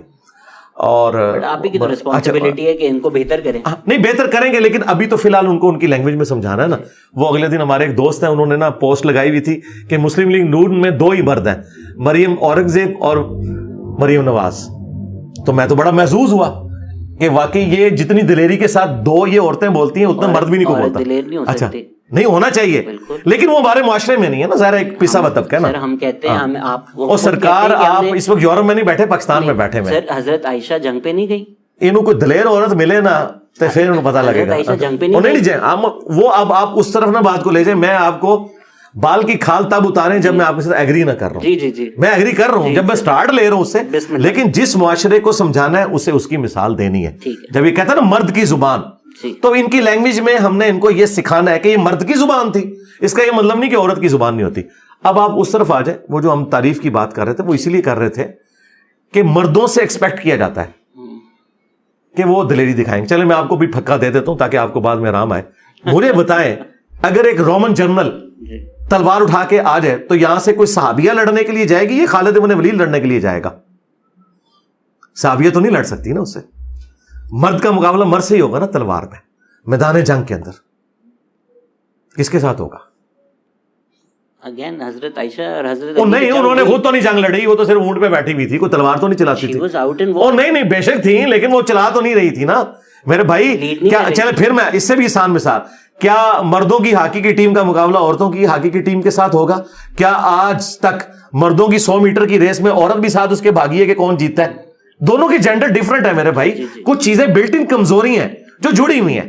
تو اس کا مطلب کسی جینڈر کی یعنی تنقیص کرنا نہیں ہوتا. یعنی اگر کوئی عورت کسی مرد کو کہے کہ تم پریگننٹ نہیں ہو سکتے تو اس میں مرد کو سیکھنا نہیں ہونا چاہیے. یہ کمزوری ہے جو اٹیچ ہے ہمارے ساتھ. اس میں اسپیسیفک ہو کے سوال پوچھ لیتا ہوں کیونکہ گاندھی صاحب کا بھی ذکر آیا تھا. آپ نے کہا کہ وہ جو مطلب نکالتے ہیں کہ پردہ صرف, یار آپ نے جو سوال پھینکا تھا اس کو تو سمیٹ لے پہلے. ہاں دیکھیں, جب سوال آپ کرتے ہیں تو ڈاکٹرن پہ ہو رہا ہوتا ہے نا, تو اس کا جواب ڈاکٹرن سے دیا جاتا ہے. وہ بات کہاں سے کہاں چلی گئی. آپ نے کہا تھا کہ اسما جہانگیر کی یا بے نظیر کی تعریف کیوں کی, تو ان چیزوں کی وجہ سے کی جو کئی دلیریاں جو مردوں کے کرنے کے کام تھے انہوں نے عورت ہوتے ہوئے کیا, جو کہ ہمارے معاشرے میں ایک پسا ہوا طبقہ ہے. میں یہ نہیں کہہ رہا کہ عورت اتنی دلیر نہیں ہو سکتی, ایسی کوئی بات نہیں ہو رہی ہے. اس پوائنٹ آف ویو سے میں نے بات کی تھی کہ غریبوں کے حقوق کے لیے کھڑے ہونا, ان کے لیے ایک آواز بلند کرنا, اس پوائنٹ آف ویو سے کہ جو مرد اپنے آپ کو چیمپئن سمجھتے ہیں انہوں نے یہ کام نہیں کیے. ٹھیک ہے, مجھے خود ایک آرمی کے بندے نے بتایا کہ جب بے نظیر پرائم منسٹر تھی نا, تو جب ہم پریزنٹیشن دیکھتے تھے نا اپنی, وہ ان کو پریزنٹ کرتے تھے ظاہر فوج کے سامنے, جب انہوں نے جانا ہے تو ظاہر ہے انہوں نے ایک چیف ایگزیکٹو تو پرائم منسٹر ہے, تو ہم بڑی تیاری کرتے تھے. ہمیں پتا تھا کہ اسپیلنگ کی غلطیاں بھی نکلیں گی, پھر انٹلیکچوئل ترتیب نہیں ہوگی تو غلطیاں نکلیں گی, لیکن نواز شریف کے سامنے جب ہم جاتے تھے تو ہم کمفرٹیبل ہوتے تھے. ٹھیک ہے, تو اور پھر وہ کہتے تھے اس کے باوجود پوری پریزنٹیشن دیکھ کے تو بے نظیر کہتی تھی وہ پیج نمبر وہ نکالیں, اس میں یہ دیکھیں یہ جو آپ نے لکھا ہوا ہے یہ اس سے نہیں میچ کر رہا, اور واقعی غلطی پکڑ لیتی تھی. تو کوالٹی ہو سکتی ہے کہ کسی عورت کے اندر ہو اور وہ مرد میں نہ ہو. اور چونکہ ہمارے معاشرے کے اندر ایک مرد ڈومیننسی والا معاشرہ ہے, ان کو سمجھایا جاتا ہے کہ بھائی یہ ایسا نہیں ہوتا جس طرح آپ سمجھتے ہیں. تو اس اعتبار سے میں نے بات کی تھی کہ اسما جہانگیر جو ہے وہ کئی مردوں کے اوپر بھاری تھیں جن کو یہ مرد سمجھتے ہیں کہ وہ دلیری کے ساتھ یہ سارا کچھ کرتی تھی. یہاں ہم یہ ٹاپک ڈسکس نہیں کر رہے کہ کس کی شان بلند ہوگی کس کی کم ہوگی, تو اس اعتبار سے تعریف کی. اب آپ یہ حکمرانی کی جو آپ بات کر رہے ہیں نا, اسلام میں پریفریبل مرد ہی کو حکمران ہونا چاہیے. اس کی وجہ یہ ہے کہ اس کا انٹریکشن عورتوں کے ساتھ بھی ہونا ہے, مردوں کے ساتھ بھی ہونا ہے, پھر کئی اور چیزیں اس کے ساتھ جڑی ہوئی ہیں. وہ مطلب کافی ساری چیزیں ایسی ہیں جو میں پھر وہ کیمرے میں اس لیول پہ اتر کے بیان نہیں کرنا چاہتا. اس لیے ہم پریفر کرتے ہیں کہ مردوں کو حکمران ہونا چاہیے. البتہ نچلے لیول کے اوپر عورتوں کے جو معاملات ہیں ان کے لیے عورتوں ہی کو ان کے اوپر حاکم بنانا چاہیے. سیدنا عمر نے بھی ایسے معاملات کیے ہوئے تھے, لیکن اوور آل ڈومیننسی مرد کیا, اور یہ اللہ نے ڈومیننسی ایسی رکھی ہے کہ کسی عورت کو پیغمبر نہیں بنایا, پیغمبر سارے مرد ہوئے. البتہ وہ پیغمبر پیدا عورتوں سے ہوئے ہیں, لیکن بہرحال ایک مرد کی ڈومیننسی ہے. کئی ایک چیزیں جو بلٹ ان اس کے ساتھ اٹیچ ہیں خوبی کے طور پر, جو عورت کی ایک نیچرل کمزوری کے طور پہ. بے نظیر کی آپ بات کر لیں, میں آپ کو لاجیکلی بتاتا ہوں کتنے مضبوط اعصاب کی عورت تھی وہ, لیکن وہ جواب دے پروگرام جیو کے اوپر چلا افتخار کے ساتھ. جب ان کے بھائی کے قتل کا ذکر آیا, اس سے اپنے آنسو نہیں رک رہے تھے اور اس کی زبان لڑکھڑا گئی, اس نے اپنا کالر مائک اتار دیا کہ آپ پرائم منسٹر تھی اور آپ کا بھائی قتل ہو گیا. کیونکہ عورت بہرحال عورت ہوتی ہے, پسیج جاتی ہے, اور یہ میں اس کی خوبی کے طور پہ بیان کر رہا ہوں کہ عورت کی یہ خوبی ہے کہ وہ جلدی پسیجتی ہے ایز کمپیئر ٹو مرد کے, لیکن بعض جگہ یہ اس کی کمزوری بھی بن جاتی ہے. تو اس پوائنٹ آف ویو سے میں بات کر رہا تھا. تو جس کی ہم تعریف کرتے ہیں وہ کرتے ہیں. باقی میں آپ کو بتاؤں, مولانا مودودی رحمہ اللہ خلافت و ملوکیت لکھی, سیدنا علی کا دفاع کیا, اور ساتھ سیدہ عائشہ کے حوالے سے انہوں نے رسپیکٹ کے اندر اختلاف کیا کہ انہیں یہ نہیں کرنا چاہیے تھا.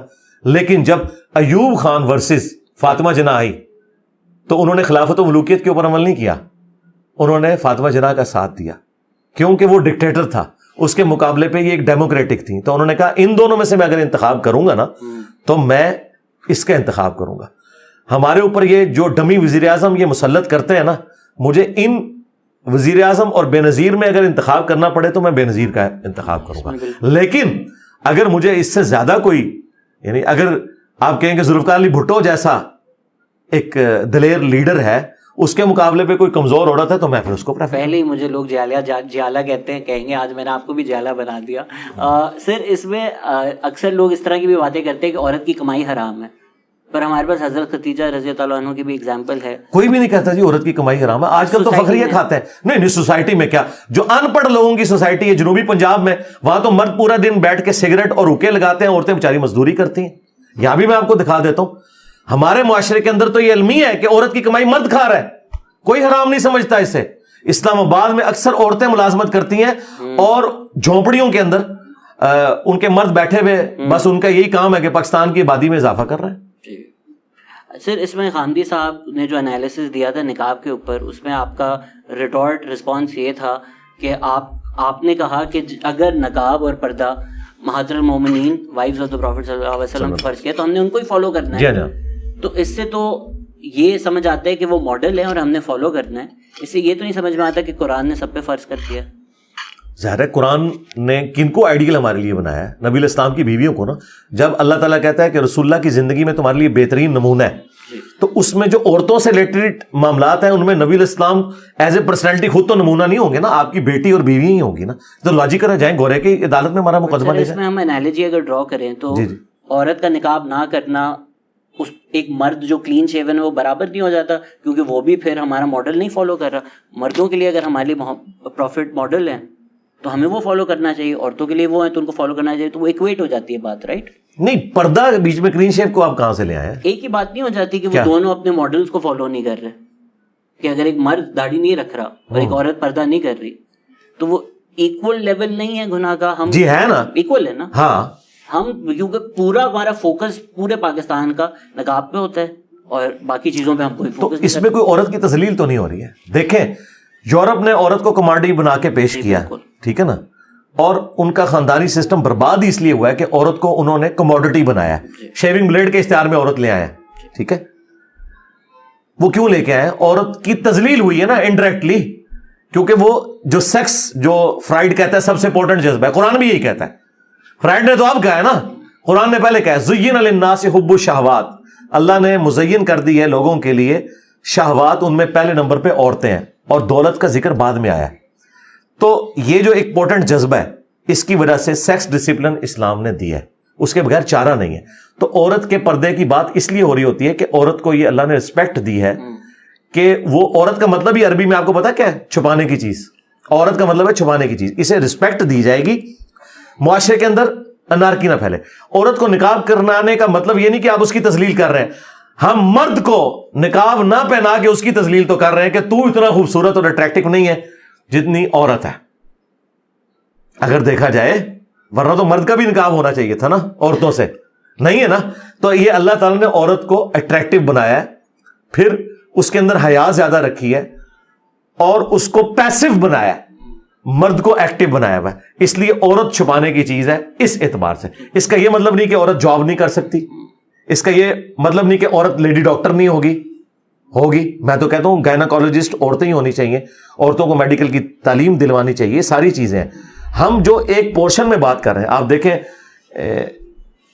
CNN کے اوپر غالباً ایک پروگرام لگا تھا, جو ایک فرینچ میکینیکل انجینئر تھی, ایک عورت, وہ مسلمان ہوئی, اس نے پورا حجاب کیا ہوا تھا, نقاب بھی کیا ہوا تھا, اور اس کے مقابلے پہ ایک عرب کی عورت انہوں نے بٹھائی ہوئی تھی جو بے پردہ تھی اور سر کے بال بھی اس کے کھلے ہوئے تھے. دونوں مسلمان تھی.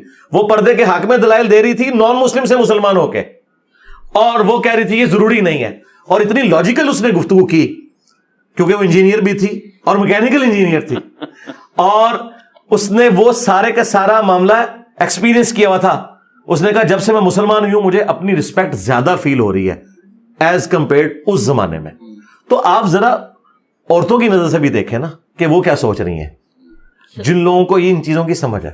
اگر بٹ کرائٹیریا صرف اٹریکٹیونیس نہیں ہو سکتا, اللہ معاف کرے, پاکستان میں تو بچے بھی محفوظ نہیں ہیں مردوں سے. آپ نے شاید میرے خیال سے, اگر میں نے غلط سنا ہے تو پلیز میری اصلاح کیجیے, ایک ویڈیو میں کہا تھا کہ کوئی مکبہ فکر کا مدرسہ پاکستان میں نہیں ہے جس میں انفارچونیٹلی بچوں کے ساتھ زیادتی نہیں ہوتی. اس کی وجہ یہ سسٹم کی خرابی ہے. یہی سسٹم اگر آپ اسکول اور کالجز میں دیں تو وہاں پہ بھی یہی ہوتا ہے. ہمارے کتنے ریاستی اداروں کے ہاسٹلز ہیں جن میں یہ سارا کام ہوتا ہے. کتنے لوگ جاب سے نکالے جاتے ہیں, لیکن ان کو رپورٹ نہیں ہونے دیتے کیونکہ وہ ڈومیننٹ لوگ ہیں نا. مدارس جو ہیں وہ ہٹ لسٹ کے اوپر آ جاتے ہیں. انہیں میں کرٹیسائز اس لیے کرتا ہوں کہ تم دین کے کسٹوڈین ہو, وہ کسٹوڈین ہونے کا دعویٰ نہیں کر رہے, اس لیے تم زیادہ مجرم ہو. اس طرح کی فیسلٹی اسکولوں میں اویلیبل نہیں ہے, ٹھیک ہے, جس طرح کی فیسلٹی مدارس کے اندر اویلیبل ہے. جوال نقوی صاحب کا مدرسہ ہے اہل تشیع کا لاہور کے اندر, انہوں نے کہا ہم نے پابند کیا ہوا ہے کوئی ٹیچر یہاں نہیں ہوگا اسٹوڈنٹس کے پاس. اور لیکن مدارس کے اندر کیا ہوتا ہے, ٹیچرز بھی وہی ہوتے ہیں جہاں پہ اسٹوڈنٹ ہوتے ہیں, وہ بیچارے معصوم بچے ہیں. تو یہ مدارس کے اندر ریفارمز اس حوالے سے آنی چاہیے. اور ان کا اس وجہ سے ہمارا کوئی یہاں کیس رپورٹ نہیں ہوتا, اور بچوں کو ہم الگ کرتے ہیں, اور یہ سارا ہم نے انڈر آبزرویشن رکھا ہوا ہے. ظاہر ہے ایک یہ معاملہ تو ہے نا, اور یہ سارے معاملات ہر جگہ ہوتے ہیں. مدارس کے اندر اس لیے ہو رہے ہیں, اس کے سسٹم کو تھوڑا سا اپڈیٹ کر دیں کہ ٹیچر اور اسٹوڈنٹ پڑھائی کے بعد ایک دوسرے سے نہیں ملیں گے. تو سر اگر اتنا زیادہ ہو رہا ہے, اور کبھی اس طرح کا واقعہ اتنا زیادہ نہیں یار, میں نے ایک آدھا ہوتا ہے, تو یہ تو جب ویڈیوز بھی آتی ہیں ہمیں بیانات آتے ہیں, اور مولویوں کے جو ڈیفینڈ کرتے ہیں, جو بولتے ہیں اچھا اے آئی جنریٹڈ تھی. ابھی ایک پوری یوٹیوب کیمپین چلی جو ابھی ریسنٹ واقعہ تھا کہ یہ سب جھوٹ ہے, جیو نیوز نے جھوٹ بولا. تو اس پہ اکٹھا ہو کے کیوں نہیں کھڑے ہو جاتے؟ مطلب کوکا کولا نام کی اگر کوئی نیچے ڈرنک جھوٹی بیچ رہا ہو تو کوکا کولا والے گھس جائیں گے کہ یار آپ ہمارے نام کیسے بیچ سکتے ہو. اسلام کا نام لے کر کچھ جلات اس طرح کے کام کر رہے ہیں, اور اس بات پہ بھی سارے جو ہر مکبہ فکر کے مولوی ہیں وہ اکٹھا نہیں ہو سکتے, نہیں ہوں گے. اس کی وجہ یہ کہ وہ اس سسٹم کے بینیفیشری ہیں. انہیں یہ خطرہ ہے کہ اگر ہم نے یہ کچھ کیا نا اور اس کے خلاف کھڑے ہوئے تو یہ چیز اور ہائی لائٹ ہوگی, تو لوگ بچے داخل کرانا چھوڑ دیں گے. جب بچے داخل نہیں کرائیں گے تو ہمیں چندے کوئی نہیں دے گا. چندے تو اسی بنیاد پہ دیتے ہیں نا کہ یہاں بچے پڑھ رہے ہیں. تو وہ بڑے سمجھدار ہیں جو یہ نہیں کر رہے, یہ میں آپ کو بتاؤں. اور معذرت کے ساتھ اسلام کے ساتھ جی میں اس سے آگے جانے لگا ہوں. یہ سب کچھ کر رہے ہیں. مجھے بتائیں کیا ہماری جوڈیشری سابق چیف جسٹس جو کام ڈال کے جاتے ہیں ان کو بلا کے پوچھتی ہے؟ یہ ابھی آپ کے جو بندیال صاحب کہہ رہے تھے اب ہم ثاقب نثار صاحب کو بلائیں گے, اور ثاقب نثار صاحب جب تھے وہ کہتے تھے اب میں افتخار چودھری صاحب کو یہاں بلاؤں گا. حالانکہ نظریات میں 180 ڈگری کا فرق ہے, لیکن مجھ دی پینڈ ہوندی ہے.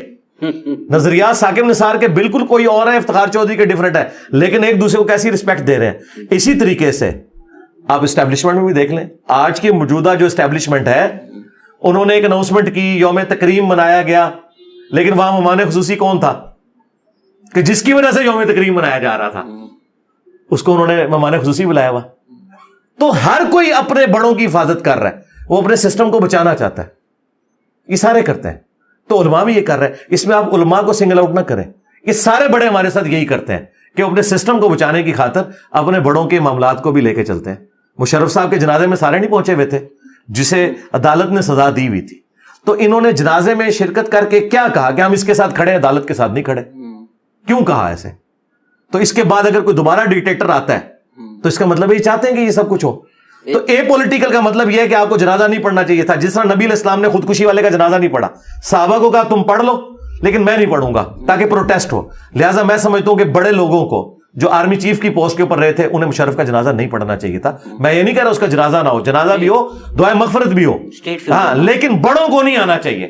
یہ پروٹیسٹ اپنا ریکارڈ کروانا چاہیے. یہاں پہ بڑے کیا ہیں, وہ پرانے بڑوں کو مہمان خصوصی کے طور پہ بلا لیتے ہیں, پھر ہمیں کیا میسج دیتے ہیں؟ وہی جو لوگ اسلام کا نام لیتے ہیں ان سے ہم زیادہ رسپانسبلٹی ایکسپیکٹ کرتے ہیں. اس میں آپ کے مفتی طارق مسعود سے کافی مسئلے مسائل ہوئے, ان پہ نہیں ڈسکس کرتے, لیکن ان کی کئی مثالیں ہیں کہ وہ مفتی صاحب سے ہماری صلح ہو چکی ہے, ہو گئی, کب سے ہو چکی ہے ماشاءاللہ. سر وہ کبھی اکثر ممبر پہ بیٹھ کر, اب تو ممبر پہ کوئی ایسی بات نہیں کرتے, وہ تو اور باتیں کر یار, ویلاگز بنا رہے ہیں, اتنے اچھے سے ویلاگز بناتے ہیں, آپ وہ دیکھا کریں. انہوں نے کہا کہ اگر آپ ایک ڈیورس عورت سے کر دیں تو اگلی 16 سال کی میں دوں گا, نہیں ملی تو 2 یار وہ پرانی بات ہے. بٹ سر آپ جب کہتے اس میں میں نے ان کو کرٹیسائز کیا تھا, اس ویڈیو پہ انہوں نے, یعنی ایک اور بھی 2-4 ویڈیوز تھیں اس پہ ان کو احساس تھا.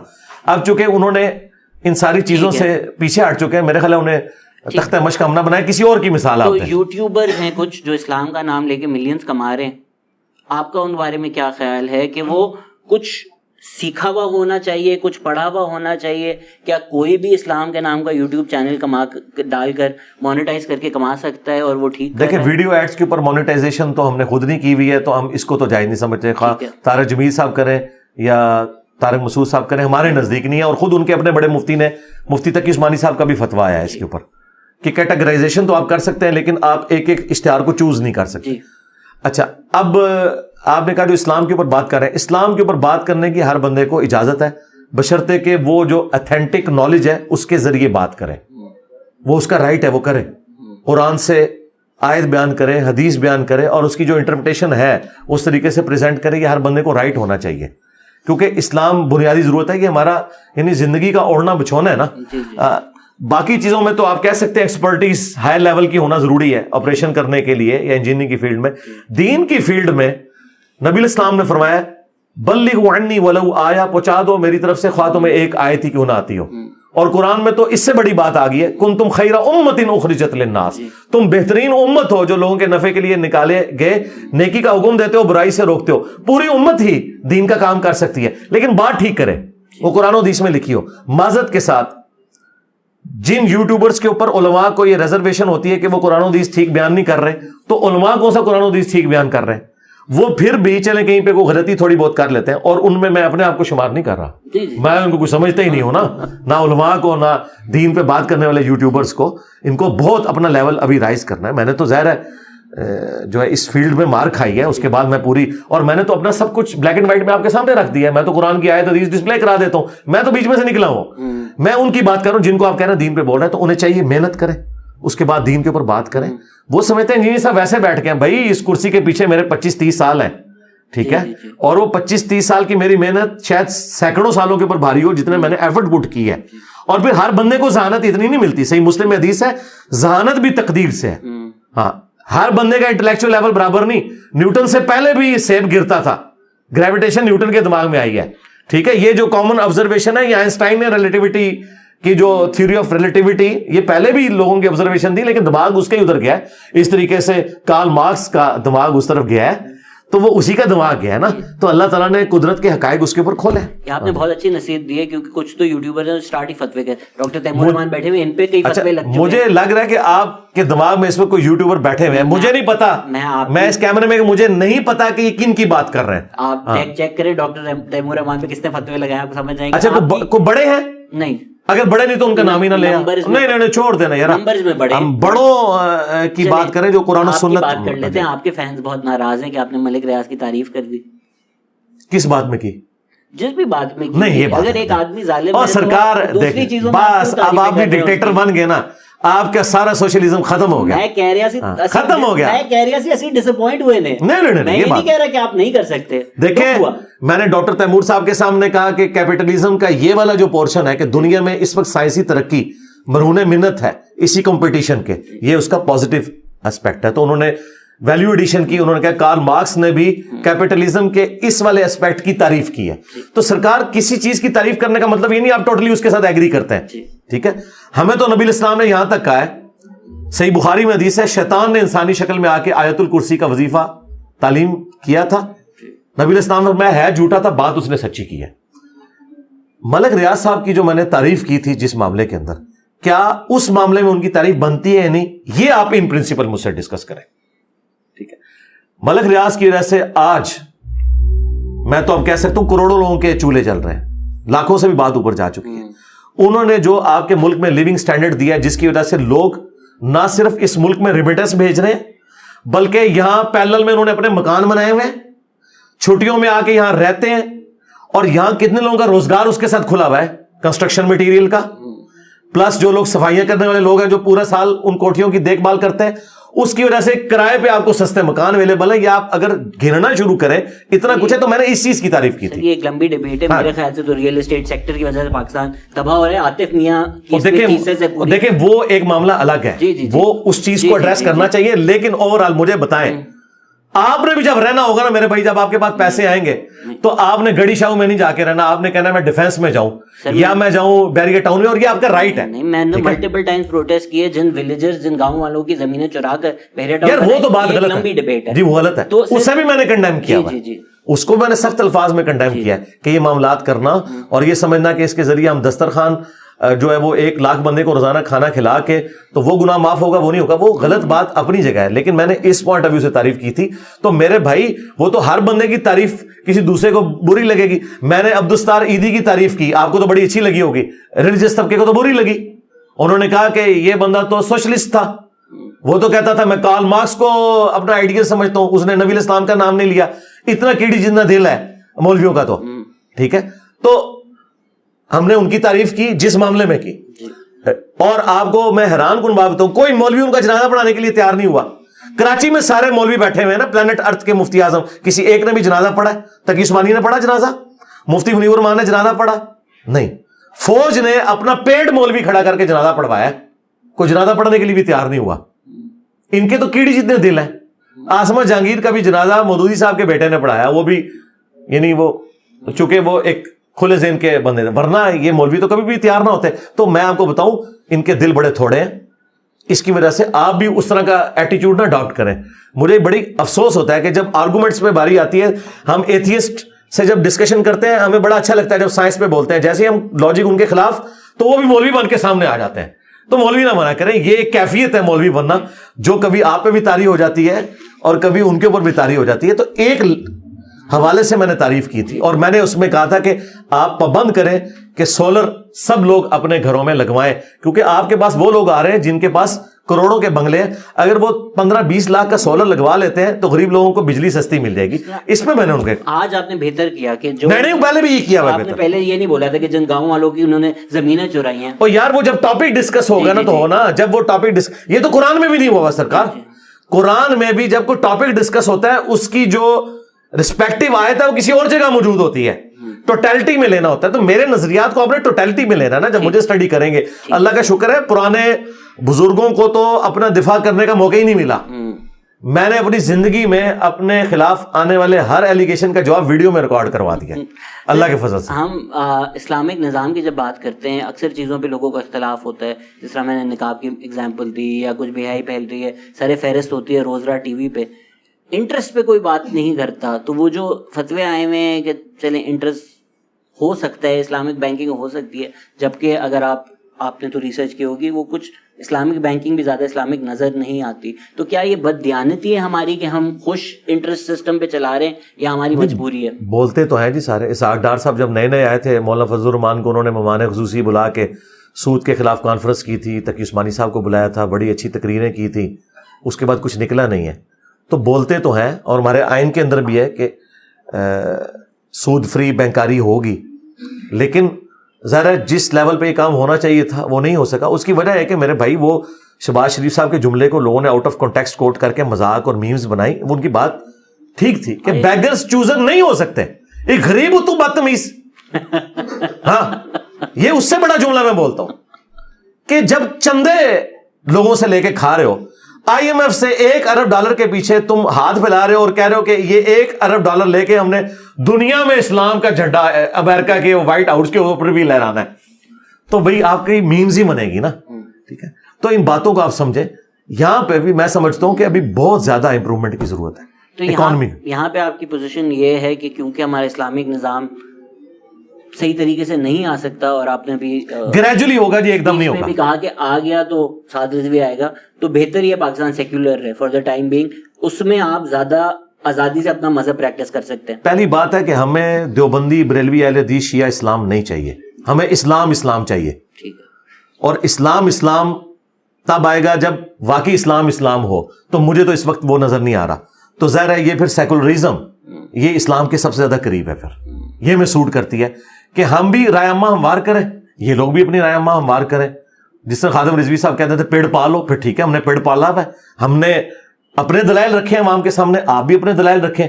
جو جیت جائے گا وہ حکومت بنا لے, ٹھیک ہے, بالکل ٹھیک ہے, لیکن ڈنڈے کے زور کے اوپر زبردستی والا معاملہ نہیں ہونا چاہیے. سر آپ نے ابھی کافی کھل کے کرٹیسائز کیا پارا چنار میں جو ہو رہا ہے وہ ہمارے سامنے ہے, لیکن ساتھ ساتھ مین اسٹریم پاکستان میں بھی شیعہ کافر ریلیز چل رہی ہوتی ہیں. ان ریلی پہ جو لوگ کھڑے ہوتے ہیں, اسپیچز دے رہے ہوتے ہیں, بعد میں ہم دیکھتے ہیں کہ سنی مولوی جو پیار محبت کی باتیں کرتے ہیں وہ ان سے گلے بھی مل رہے ہوتے ہیں. تو اس طرح کے لوگ جو باتیں کرتے ہیں, میرے خیال آپ تو یہ اپنی موت مار چکے ہیں یار. اب کوئی اس بڑے لیول کا کوئی معاملہ نہیں ہوتا.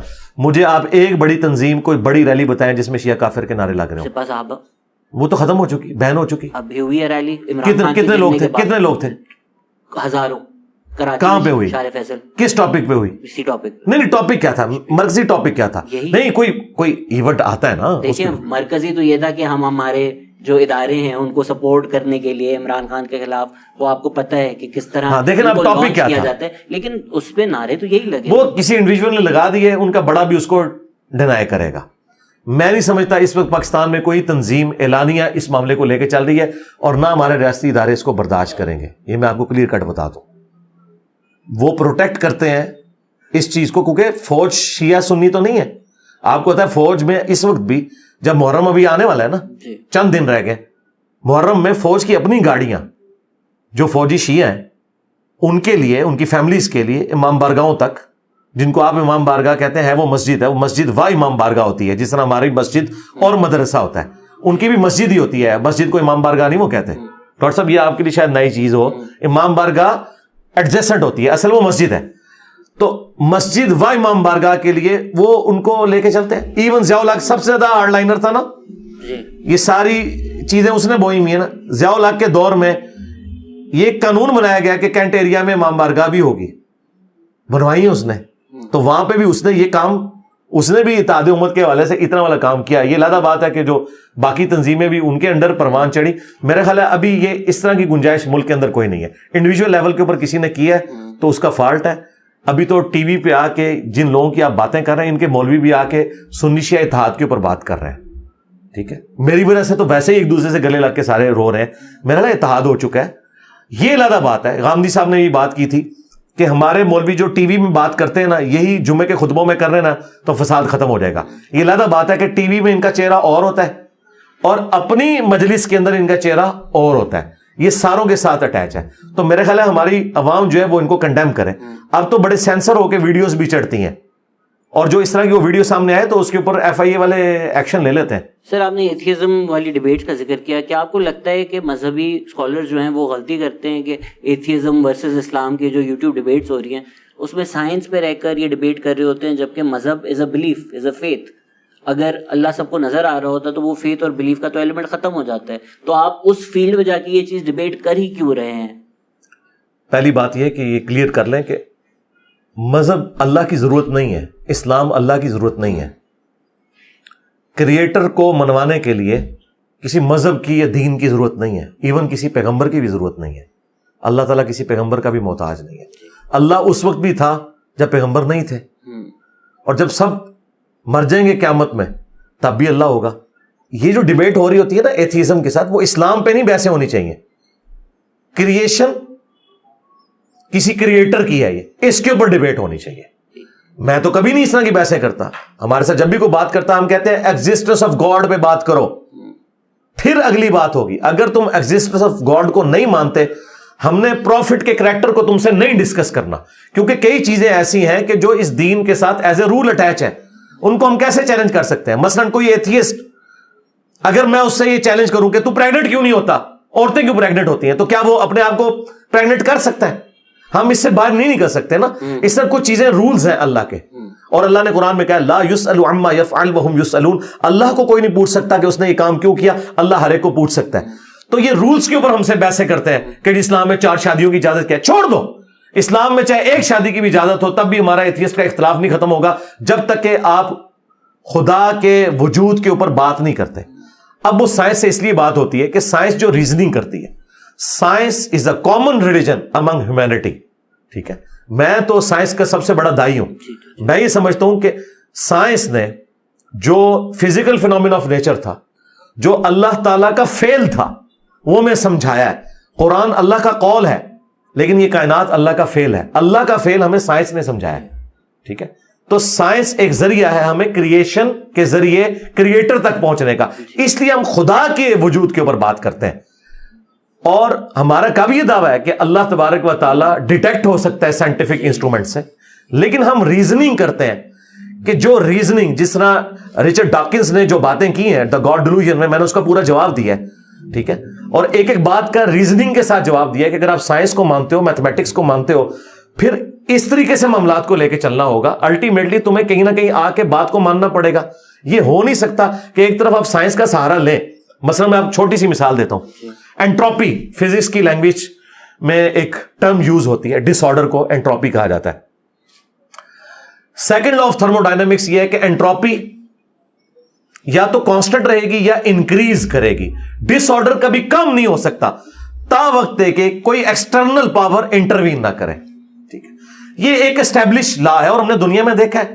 اگر میں آپ کے اس گلاس کے اندر بلو, گرین اور یلو کلر کے بالز کی لیئرز لگاؤں اور میں اسے ہلا دوں, تو اب اس کی پروبیبلٹی 0 ہے کہ دوبارہ وہ لیئرز اس طرح مینج ہوں, اس وقت تک کہ میں ہاتھ کے ذریعے خود نہ رکھوں, انٹرویو نہ کروں. یہ اس کی انٹروپی بڑھتی چلی جائے گی, بڑھتی چلی جائے گی. تو سرکار, یہ بگ بینگ کون سا ڈس آرڈر ہے کہ اس کے بعد 20 لاکھ سے زیادہ مخلوقات زمین پہ آباد ہو گئی ہیں, اتنی ہارمونی کے ساتھ چیزیں ایلپٹیکل آربٹس کے اندر گھوم رہی ہیں. یہ کسی کے انٹروین کرنے سے ہوا ہے نا, ادروائز دھماکہ تو ڈس آرڈر لاتا ہے. یہ کون سا دھماکہ ہے جس نے اتنا بڑا آرڈر کریٹ کیا ہے؟ اس کے بغیر کوئی چارہ نہیں ہے کہ God is the only explanation of all the physical phenomena in this universe. پھر اس نے ایک اور بات کی تھی کہ جی, جو فرینڈ ہائل نے کہا تھا نا کہ جس طرح کوئی ہوائی جھکڑ ایک کوڑے کے ڈھیر سے اٹھا کر ملبے کو بوئنگ 747 نہیں بنا سکتا نا, اس طرح انسان بھی نہیں بن سکتا بغیر کسی کریٹر کے. یہ زیادہ کمپلیکس ہے. تو اس پہ رچرڈ ڈاکنز نے ایک باب باندھا تھا دا گاڈ ڈیلوژن میں, دا الٹیمیٹ بوئنگ 747. اس نے کہا گاڈ الٹیمیٹ بوئنگ 747 ہے. اگر انسان اتنا کمپلیکس خدا کے بنائے بغیر نہیں بن سکتا تو خدا کا بھی کوئی کریٹر ہونا چاہیے. تو اس کو پھر میں نے میتھمیٹیکل جواب دینا تھا نا, کہ میں نے مان لیا کہ خدا کا بھی کوئی کریٹر ہے, تو پھر وہ کریٹر تو اس سے بھی زیادہ کمپلیکس ہے, اس کا بھی کوئی کریٹر ہونا چاہیے, پھر اس کا بھی کوئی کریٹر, اور یہ انفینٹ پرابلم ہے. میتھمیٹیکلی یہ ایکویشن اس وقت تک اینڈ نہیں ہوگی جب تک آپ یہ مان نہ لیں کہ کوئی ایک کریٹر ایسا ہونا چاہیے کہ جس کا کوئی کریٹر نہ ہو. تو وہی تو ہے لم یلد ولم یولد. اور یہ ہم نے کیوں ماننا ہے کہ دوسری طرف میں ایگزسٹ کرتا ہوں. اگر یہ تھیوری ہوتی تو آپ ریجیکٹ کر دیتے. پریکٹیکلی میں ایگزسٹ کر رہا ہوں, بگ بینگ بھی ایگزسٹ کر رہی ہے. اسٹیڈی اسٹیٹ تھیوری جو 18ویں اور 19ویں صدی میں آئی تھی کہ کائنات ہمیشہ سے ہے. دیکھیں وہ کتنے سمجھدار تھے اس وقت کے ایتھیسٹ, انہیں پتا تھا کہ اگر ہم نے یہ مان لیا نا کائنات بنی ہے تو کریٹر ماننا پڑے گا. انہوں نے کہا ہمیشہ سے ایسے ہی ہے. یہ تو اللہ بھلا کرے حضرت ہبل کا وہ ٹیلیسکوپ کے ذریعے نہ دیکھتے, اور پھر ریورس میں ہم ٹائم میں نہ جاتے, اور پھر 1980 میں ڈسکوری شٹل نہ جاتی, اور وہ یہ ساری ریڈیشنز نہ دریافت ہوتی, تو ہمیں کبھی بھی بگ بینگ جو ہے اسٹیبلش نہ ہوتی. اب تو James Webb telescope is also questioning some fundamental differences. لوگ بھوک سے مر جائیں گے, کھانا لگ چکا ہے. عوام میں جب میں نے رکھا, آپ آ رہے ہیں, سب نے بہت ایک زیادہ سوال پوچھا, تو وہی میں آپ سے آخری سوال پوچھوں گا کہ آپ کے سوال ختم ہو گیا؟ نہیں, میرے پاس ہے, لیکن نہیں کریں نا, دوبارہ نہیں میں نے ادھر دوبارہ اتنی جلدی آپ کے ساتھ برا نہیں, دوبارہ اس لیے کہ ہماری کیو میں اتنے لوگ لگے ہوئے ہیں کہ اگر کسی کو دوبارہ بلا لیا نا تو پھر وہ گلا کریں گے کہ ہمارا. اچھا, 2 پوچھ لیتا ہوں. انڈیا سے بہت لوگوں نے پوچھا کہ بھائی قرآن کہتا ہے کہ Jews cannot be your friends, میں ان کو یہ سمجھاتا ہوں کہ وہ ایک اسپیسیفک ٹرائب اس وقت کے بارے میں تھا. آپ کی کیا رائے ہے اس بارے میں؟ جوز کو سنگل آؤٹ نہیں کیا گیا, کرسچنس کے بارے میں بھی ہے.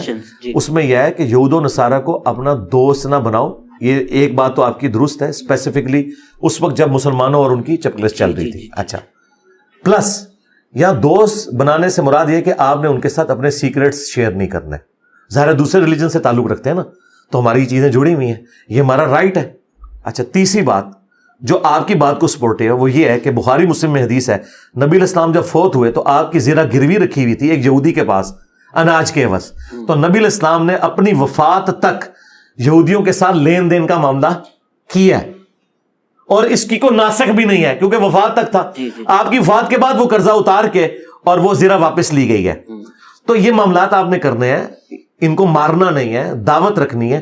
باقی یہ تو ہمارا رائٹ ہے. مجھے بتائیں, کیا جوز مسلمانوں پہ اعتبار کریں گے اپنی اس اسٹیٹ کے حوالے سے کہ وہ ہمیں اپنے راز بتائیں؟ یہ تو ہمارا نیچرل رائٹ ہے. میں تو ایون یہ کہتا ہوں کہ اگر کوئی مسلمان بھی دوسرے ملک ہے اور یہ خطرہ ہے کہ اس کے مفادات کسی اور ملک سے جڑے ہوئے ہیں, ہم مسلمان ہونے کے ناطے بھی اپنے اس کے ساتھ راز شیئر نہیں کریں گے. مثلا میں ایٹامک انرجی کے ادارے سے میں نے 1963 میں ریٹائرمنٹ لی ہے, تو ہم نے یہ عہد کیا ہوتا ہے, پہلے دن قرآن پہ حلف ہوتا ہے, اور یہ میری ڈیتھ تک یہ حلف میرے ساتھ جانا ہے. میں صرف اتنی انفارمیشن شیئر کرتا ہوں جتنی اخبارات میں ٹی وی میں آتی ہے. باقی جو بالکل نچلے لیول کی انفارمیشنز ہیں, حالانکہ میں اس لیول پہ رہا ہوں کہ مجھے وہ ساری باتیں پتہ ہیں جو ہزاروں لوگوں کو نہیں پتہ ہوتی, لیکن یہ ہمارے ساتھ اٹیچ ہیں. یہ ہم نہ ڈسکس کرتے ہیں, ایون اپنی فیملی کے ساتھ بھی ڈسکس نہیں کرتے. تو اس طرح اس کا کیا مطلب ہے کہ میں اپنے ماں باپ یا بیوی بچوں کو اپنا دشمن بنائے ہوئے ہوں؟ وہ دوستی دل ہی نہیں لگانی ان کے ساتھ جس میں آپ راز کو لیک کریں. دشمنی کا نہیں کہا گیا. یہ پرابلم تب تھی, انڈین بھائیوں کو بتائیں, جب قرآن میں لکھا ہو کہ یہود و نصارہ تمہارے دشمن ہیں, ان کو دشمن بنا کے رکھو. اس طرح کا جملہ اگر کسی کے بارے میں ہے وہ شیطان کے بارے میں ہے. اس میں آپ نے اٹامک انرجی والے نوکری کا ذکر کر دیا. اس کی وجہ سے کئی لوگ کنسپریسی تھیوری, ظاہری بات ہے میں آپ کو فالو کرتا ہوں, میں اس میں یہ نہیں یقین کرتا, بٹ کیونکہ آن لائن کنسپریسی تھیوری کہ ایک وقت تھا کہ انلائٹن ماڈریشن تھا تو ان میں غامدی آ گئے صاحب, تو وہ اب کیونکہ فرقے توڑنے کی ضرورت ہے تو لوگ کہتے ہیں اسٹیبلشمنٹ نے آپ کو لانچ کیا. کون سی اسٹیبلشمنٹ نے؟ باجوہ صاحب نے یا حافظ صاحب نے؟ آجی صاحب نے یا حافظ صاحب نے؟ ان کو بتا دینا. دیکھیں نا, بات کر, اب دو اسٹیبلشمنٹ تو آپ کے سامنے آ چکی ہوئی ہیں, ٹھیک ہے, تو کس والی اسٹیبلشمنٹ نے؟ مجھے اس اسٹیبلشمنٹ کے ساتھ بھی اختلاف تھا پروجیکٹ عمران خان کے اوپر, اور اس اسٹیبلشمنٹ کے ساتھ بھی اختلاف ہے جو کچھ عمران خان اور پی ٹی آئی کے ساتھ کیا جا رہا ہے اس لیول پہ اتر کے. مجھے اس سے بھی اختلاف ہے. میں نے اب کیمرے میں کہہ دیا. اب مجھے بتائیں, اگر میں ایجنٹ ہوں تو میں یہ بات کیوں کروں؟ ٹھیک ہے, مقدمات چلائیں, لیکن اس لیول کے اوپر کہ مطلب ان کا جینا تنگ کر دیا ہے, یہ تو نہیں ہونا چاہیے. فریڈم آف ایکسپریشن ہونا چاہیے. کسی کی بات کمپلیٹلی رد کر دو بس اس کے بارے میں. لیکن میں آپ کو بتاؤں, پی ٹی آئی کے ساتھ جو کچھ ہو رہا ہے نا وہ مکافات عمل ہے. انہوں نے یہی کچھ باقیوں کے ساتھ کیا تھا, لوگوں کو غدار وطن کہنا انہی کی محبت میں. کسی نے کوئی بیان دے دیا انڈین ایجنٹ, آج ان کو وہ ساری گالیاں پڑ رہی ہیں. ان کے ساتھ جو کچھ ہو رہا ہے نا وہ اللہ تعالیٰ اس طرح ہی کرتا ہے کہ قرآن میں ہے کہ ہم ایک کو دوسرے سے ٹکراتے ہیں تاکہ اسے مزہ چکھا دیں, اور اگر ایسا نہ ہوتا کہ ہم ایک کو دوسرے سے نہ ٹکراتے تو دنیا میں کوئی کلیسا, کوئی معبد, کوئی مسجد جو اللہ کے ذکر کے لیے بنائی جاتی ہیں یہ سلامت نہ رہتے. یہ سورۃ الحج کی آیت نمبر 40 ہے کہ یہ دنیا میں جو امن قائم ہے یہ اسی وجہ سے ہے کہ ایک کی ٹکر پہ, وہ جو عمران ریاض صاحب نے کہا تھا ٹکر کے لوگ ملے ہیں, وہ ایک ٹکر دوسری ٹکر پہ آتی ہے نا تو پھر لوگوں کو ریوزٹ کرنے کا موقع ملتا ہے کہ ہاں یار اب ہم نے یہ تجربہ دوبارہ نہیں کرنا, اب ہم نے یہ نہیں کرنا. اس سے ہم ایک سٹیپ فارورڈ ہوتے ہیں. تو میں آپ کو کلیئر کٹ بتا دوں. اور دوسری بات کہ ایٹامک انرجی کے ادارے کا فوج کے ساتھ کوئی لینا دینا نہیں ہے.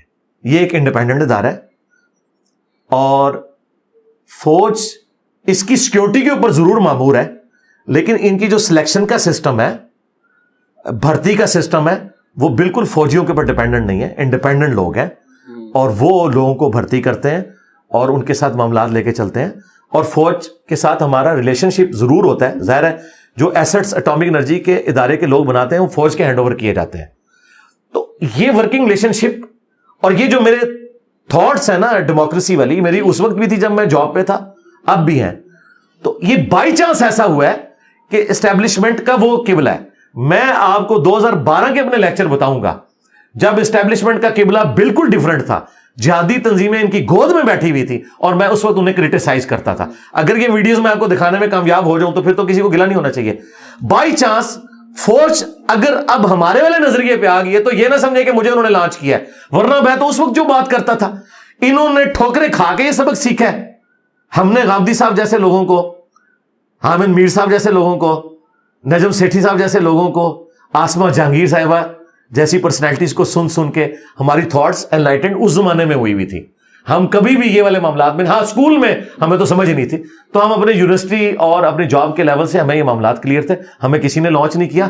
ورنہ تو میں آپ کو بتا رہا ہوں، میں سب سے پہلے میری ویڈیو آئی ہے جس دن 9 مئی ہوا ہے، رات کو میں نے لائیو سیشن میں کہا کہ پلیز یہ بچے ہیں ان کے ساتھ صرف نظر کریں. اب جا کے غصہ ٹھنڈا ہوا ہے اسٹیبلشمنٹ کا. اب وہ کہہ رہے ہیں کہ بچوں اور عورتوں کے مقدمات ہم فوجی عدالتوں میں نہیں چلائیں گے. یہ بات میں نے پہلی رات کی تھی کہ یار یہ کام نہ کریں. ان کا غصہ نہیں ٹھنڈا ہو رہا تھا، کرتے کرتے یہاں تک معاملات پہنچے. تو کوئی ثبوت پیش کرے نا. 2012 میں نے کون سی پوسٹ قبول کر لی ہے، یا کوئی میرا بینک بیلنس آپ ثابت کرے کہ کوئی پیسے ٹرانسفر ہوئے ہوں ان کی طرف سے یا کسی اور کی طرف سے اس طریقے سے آگے ہوں. اس طرح کے کوئی معاملات نہیں. مجھے جو پینشن ملتی ہے وہ میری آتی ہے دائرے سے. 2012 سے اگر آپ بول رہے ہیں تو پھر تو کالی ویگو نے آئی تو ہوگی، ملنے تو آئی ہوگی. نہیں میرا خیال ہے میں کبھی بھی نہیں، میں ریڈ لائن کبھی کراس نہیں کرتا نا. دیکھیں اسٹیبلشمنٹ کو ہمیشہ سے یہ ہے کہ کوئی بندہ اس طرح کا محاذ اکٹھا نہ کرے کہ وہ پبلک کو اکٹھا کر کے چڑھا دے اسٹیبلشمنٹ کے اوپر. میں صرف ذہنی تطہیر کا کام کرتا ہوں، بس اس سے آگے نہیں. اس کے بعد بڑوں کو صرف سمجھایا جاتا ہے، کوئی جتھا پارٹی نہیں بنانی. اس چیز سے ان کو ریزرویشن ہوتی ہے. نہ میرا یہ پہلے کبھی ارادہ تھا نہ آندہ ہے. اس وجہ سے نہیں کہ میں ان سے ڈرتا ہوں، نہیں، اس وجہ سے کہ میں اس سسٹم کو صحیح نہیں سمجھتا کہ پارٹی اور جتھے بنا کے آپ نے معاملات کرنے ہیں. میں یہ چاہتا ہوں جس طرح امام خمینی نے کیا تھا نا. عمران خان صاحب کو بڑا شوق ہے خمینی بننے کا، لیکن خمینی صاحب کی واقعی سٹرگل تھی. عمران خان صاحب کی وہ سٹرگل نہیں ہے، اس لیے ان کو اس طریقے سے رسپانس نہیں مل سکا. خمینی صاحب جب 1979 میں تہران ایئرپورٹ پہ اترے، اس کی ویڈیوز بھی ریکارڈ ہے. جینوئنلی 1 ملین بندہ انہیں ریسیو کرنا آیا تھا اور فوج نے اپنے ہتھیار پھینک دیے تھے. تو انہوں نے کہا تھا آپ ہماری فوج ہو، پہلے آپ شہنشاہ کی خدمت کرتے تھے، اب آپ عوام کی خدمت کرو گے. تو اس طرح انقلاب آتے ہیں کہ انہوں نے وہ پوری تطہیر کی. 25 سال ان کو 25-30 سال لگے. ہم بھی لوگوں میں یہ ایجوکیشن کر رہے ہیں، ایک ایک سٹیپ طے ہو رہا ہے. آپ دیکھیں آج اسٹیبلشمنٹ ڈیموکریسی کی باتیں کر رہی ہے. کل تک یہ وزیر اعظم کو اپنا غلام سمجھتے تھے، اب کتنی ڈیو رسپیکٹ دیتے ہیں پرائم منسٹر کو. آپ دیکھیں بات کرتے ہیں، تعریف کرتے ہیں. پہلے یہ کہتے تھے ہر معاملے میں ہماری تعریف ہو، ان کا نام ہی کوئی نہ لے. آپ فرنٹ پہ رکھتے ہیں، سامنے ماشاءاللہ بھی نہیں لگاتے. ٹھیک ہے، تو سٹیپس تو طے کیے ہیں انہوں نے. ابھی بھی بہت زیادہ بہتری کی ضرورت ہے سر، کیونکہ آپ نے آنٹولوجیکل ڈیبیٹس بھی کر لی، واچ میکرز آرگیومنٹ بھی کیا، اس پہ نوزہ بھی ڈسکس ہو گیا. لوگوں کے جو سوال تھے اس پہ ختم کرتے ہیں. یا بہت زیادہ لوگوں نے کامنٹ کیا یہی والا کہ اگر ہر چیز پری آرڈینڈ ہے، اگر خدا کو سب کچھ ہی پتہ ہے تو مجھے کیوں گناہ مل رہا ہے؟ تو سب کچھ لکھا ہوا ہے. نہیں، فری ول والی جو ڈیبیٹ ہے، ایٹرنل ڈیبیٹ، دیکھیں یہ تو بالکل سمپل چیز ہے. آپ اس کو ذرا اس سے نکال کے ذرا اپنی ان خواہشات کی طرف جائیں جو آپ اپنی مرضی سے پوری کرتے ہیں. ادھر تو خدا کو آپ نے کہیں نہیں رکھا ہوا، آپ اپنی مرضی سے سارے معاملات کر رہے ہوتے ہیں نا. اگر آج آپ کا دل کر رہا ہے کہ آپ نے جا کے فاسٹ فوڈ کھانا ہے، وہاں تو نہیں آپ کہتے کہ پتہ نہیں تقدیر میں لکھا ہوا ہے کہ نہیں. آپ کر گزرتے ہیں نا. جب آپ کر گزرتے ہیں تو پھر میں کہتا ہوں آپ کی تقدیر میں لکھا ہوا تھا. ٹھیک ہے، اس کا تعلق پاسٹ کے ساتھ ہے، مستقبل کے ساتھ نہیں ہے. مستقبل اللہ کا علم ہے، وہ کسی کے علم میں نہیں ہے. وہ پیغمبر کے علم میں بھی نہیں ہے کہ کسی شخص کی آخرت کیا ہونے والی ہے، سوائے ان لوگوں کے جن کا نبی الاسلام کو بتا دیا گیا. ہم نے چلنا ہے جو ہمیں گیون سرکمسٹانسز ہیں، اور نبی الاسلام نے اسے بڑا انٹلیکچوئل سولوشن دیا ہے اس کا. بخاری مسلم دونوں میں حدیث ہے، نبی الاسلام نے فرمایا کہ اللہ کے پاس ایک کتاب ہے جس میں لکھ دیا گیا کس نے جنت میں جانا ہے اور کس نے جہنم میں. تو سیدنا علی نے یہی سوال کیا جو آپ نے کیا. ان کا یا رسول اللہ اگر یہ فیصلہ ہو چکا ہے تو ہم عمل کس لیے کر رہے ہیں؟ ٹھیک ہے، پھر ہم لکھے پہ اعتماد کر لیں. تو آپ علیہ السلام نے اس کا بڑا انٹلیکچوئل جواب دیا. آپ نے فرمایا عمل کرو، جنتیوں کے لیے جنت والے عمل آسان ہو جائیں گے اور جہنمیوں کے لیے جہنم والے عمل آسان ہو جائیں گے، تم عمل کرتے رہو. پھر نبی الاسلام نے قرآن کی آیات تلاوت کی. فَأَمَّا مَنْ أَعْطَى وَاتَّقَى وَصَدَّقَ بِالْحُسْنَى فَسَنُيَسِّرُهُ لِلْيُسْرَى. جس نے روش اختیار کی، نرم دلی کی اور ہر اچھی بات کی اس نے تصدیق کی، ہم اس کے لیے آنے والی منزلیں آسان کر دیں گے. اور جس نے بخل اختیار کیا، یعنی حقوق بات سے بات سٹارٹ ہو رہی ہے، اور ہر سچی بات کو ڈینائل کیا اس کے لیے آخرت کی منازل مشکل ہو جائیں گی. نبی علیہ السلام نے دونوں چیزیں بتائیں. تو میں مسئلہ حل کر رہا ہوں. میں آپ کو جنت کا ٹکٹ ابھی دے دیتا ہوں، آپ جنتیوں والے کام شروع کرتے ہیں. تو آپ جنت آپ کے لیے آسان ہے, آپ اپنی تقدیر خود بنائیں. اور اگر آپ جہنم والے عمل کریں گے, جہنم آپ اپنے لیے پکی کر لیں گے. یہ اللہ کا علم ہے. جس طرح ایک نالائق اسٹوڈنٹ آخری دن جب ٹیچر کو ملنے آئے, آپ ڈاکٹر تیمور صاحب کو ملنے جائیں اور وہ کہ بیٹا تو نے پورے سال نہیں پڑھا, تو فیل ہو جانا ہے, اور فیل بھی ہو جاؤ, تو ڈاکٹر تیمور صاحب کا قصور ہے یہ تو آپ کا اپنا قصور ہے. ان کو میں پرسنلی نہیں پسند, مجھے تو اچھا نہیں, اگر واقعی آپ کوئی نیوٹرل, تو اس طرح یہ اللہ تعالیٰ کا ایکسپرٹ اوپینین ہے مستقبل میں, وہ ہمیں نہیں پتا, وہ اللہ کا علم ہے, ہم اس کے پابند نہیں ہیں. ہم پابند ہیں جو اللہ نے ہمیں گیون سرکمسٹانسز دی ہیں, ہم اس پہ عمل کریں گے, وہ ہمارے لیے آسان ہوں گے. اور یہ واحد چیز ہے آخرت جس کے بارے میں قرآن میں اللہ نے کہا اللہ اپنے وعدے کے خلاف نہیں کرتا. دنیا میں ایسا ہوتا ہے کہ آپ محنت کریں اور ناکام ہو جائیں, ڈیسٹنی آپ پہ غالب آ جائے. آخرت میں آپ پہ تقدیر غالب نہیں آئے گی. اگر دنیا میں آپ نے اللہ کی توحید کو مانا ہے, پیغمبروں کی پیروی کی ہے, تو یہ نہیں ہوگا کہ بیڈ لک ہو گئی. بیڈ لک صرف دنیا تک ہے. اس لیے قرآن میں اللہ کو بار بار یہ کہنا پڑا ہے اللہ اپنے وعدہ خلافی نہیں کرتا, وعدہ خلافی نہیں کرتا. کیوں کہ انسان کو یہ وہم آ سکتا تھا کہ دنیا میں میں نے محنت کی, میں ناکام ہو گیا, ہو سکتا ہے یہاں میں نمازیں پڑھتا رہوں, آگے میرا پھر بیڑا غرق ہو جائے. تو اللہ نے کہا آخرت کے معاملے میں ایسا نہیں ہوگا, بیڈ لک نہیں ہوگی. آخرت آپ نے اپنی خود بنانی. اس پہ میرا ایک جملہ یاد رکھیے گا, اگر آپ آخرت اپنی مرضی کی گزارنا چاہتے ہیں نا, تو دنیا اللہ کی مرضی کی گزارے. اور اگر آپ خدا نخواستہ آخرت اللہ کی مرضی کی گزارنا چاہتے ہیں جہنم کے حوالے سے, پھر آپ ٹھیک ہے موجے مارے, اپنی مرضی کی زندگی گزارے, کوئی مسئلہ نہیں ہے. تو یہ ایک ایویں ایسکیپ روٹ لوگوں نے تلاش کیا ہوا ہے کہ جی وہ تقدیر میں میری لکھا ہوا تھا. یہ کہاں لکھا ہوا ہے کہ تقدیر میں لکھا تو تم نے یہ کرنا ہے؟ قرآن تو ہمیشہ رسولوں کا مقدمہ اس پہ قائم ہے کہ فری ویل ہے آپ کے پاس. انا ہدیناہ السبیل اما شاکرا و اما کفورا, ہم نے ہدایت کا راستہ واضح کر دیا, خواہ ناشکری کی روش اختیار کرو خواہ شکر گزاری کی روش. لیکن آخرت ایک جیسی نہیں ہوگی. فری ول کے اوپر رسولوں کا مقدمہ قائم ہے. اگر یہ فیصلہ ہو تو یہ پیغمبر کیوں آئے, کتابیں کیوں دے کے گئے کہ فری ول ہے آپ کے پاس. ہاں جن چیزوں کی فری ول نہیں اس کے آپ اکاؤنٹیبل نہیں, یعنی آپ اس چیز کے اکاؤنٹیبل نہیں ہیں کہ آپ کی شادی اب کیوں نہیں ہوئی ہے, پتہ نہیں آپ. اچھا ٹھیک ہے. اچھا اب آخرت میں اللہ نے آپ کو یہ نہیں پوچھنا کہ آپ کا قد اتنا کیوں تھا, آپ کا پہلا رشتہ آپ کے قد کی وجہ سے کیوں ریجیکٹ ہو گیا, اور دوسرا رشتہ داڑھی کی وجہ سے کیوں ریجیکٹ ہو گیا, اور تیسرا شلوار قمیض کی وجہ سے کیوں ریجیکٹ ہو گیا. یہ آپ سے نہیں پوچھا جائے گا. ٹھیک ہے, جو چیزیں تقدیر سے تعلق رکھتی ہیں, آپ نے اپنے ماں باپ یہ کیوں چوز کیا, فلاں جگہ کیوں پیدا ہوئے, آپ سے وہ پوچھا جائے گا جو آپ کے اختیار میں, کہ آپ نے لوگوں کے ساتھ خیر خواہی کرنی ہے, آپ نے خدا کو رسپانس کرنا ہے, آپ نے نماز پڑھنی ہے, آپ نے حرام خوری نہیں کرنی, کسی کو دھوکہ نہیں دینا, ماں باپ بیوی بچوں کے حقوق پورے کرنے ہیں. یہ وہ ہیں جن کے آپ کو اختیارات دیے گئے ہیں, اور یہ چیزیں تقدیر کے ساتھ تعلق نہیں رکھتی ہیں, یہ آپ کی فری ول کے ساتھ تعلق رکھتی ہیں. ہاں گیون سرکمسٹانسز مختلف ہو سکتے ہیں, اسی لیے آخرت میں نیکیاں تولی جائیں گی, گنی نہیں جائیں گی. ہو سکتا ہے آپ کی ایک نماز میری 1 لاکھ نمازوں پہ بھاری ہو, کیونکہ آپ کو گیون سرکمسٹانسز ویک دیے گئے. یہ ذہن میں رکھیے گا. ہر بندے کا 1 ارب کا شیخ ہے جس کا تیل کا کنواں ہے, اور وہ 5 نمازیں حرم میں پڑھتا ہے اور کہتا ہے 1 لاکھ نماز کا ثواب مل رہا ہے. بھائی ہو سکتا ہے اسلام آباد کی تپتی دوپہر میں جو بندہ روڈ کے کنارے ایک کھڈا کھود رہا ہے اور وہ مسجد میں بھی نہیں جا سکتا, اسے پتا ہے کہ میرا مالک میری تنخواہ کاٹ لے گا, وہ وہیں پرنا اتار کے وہیں چشمے سے وضو کر کے نماز پڑھتا ہے, تمہاری پوری زندگی کی نمازیں اس کے برابر نہ ہو. گیون سرکمسٹانسز میں جس طرح 10 کا نوٹ اور 5000 کا نوٹ ایک سائز کا بھی بنا دیں, اپنی ورتھ میں برابر نہیں ہو سکتے. سائز میں برابر ہو سکتے ہیں, یہ بھی ایک نوٹ ہے, یہ بھی ایک نوٹ ہے, لیکن ورتھ میں برابر نہیں.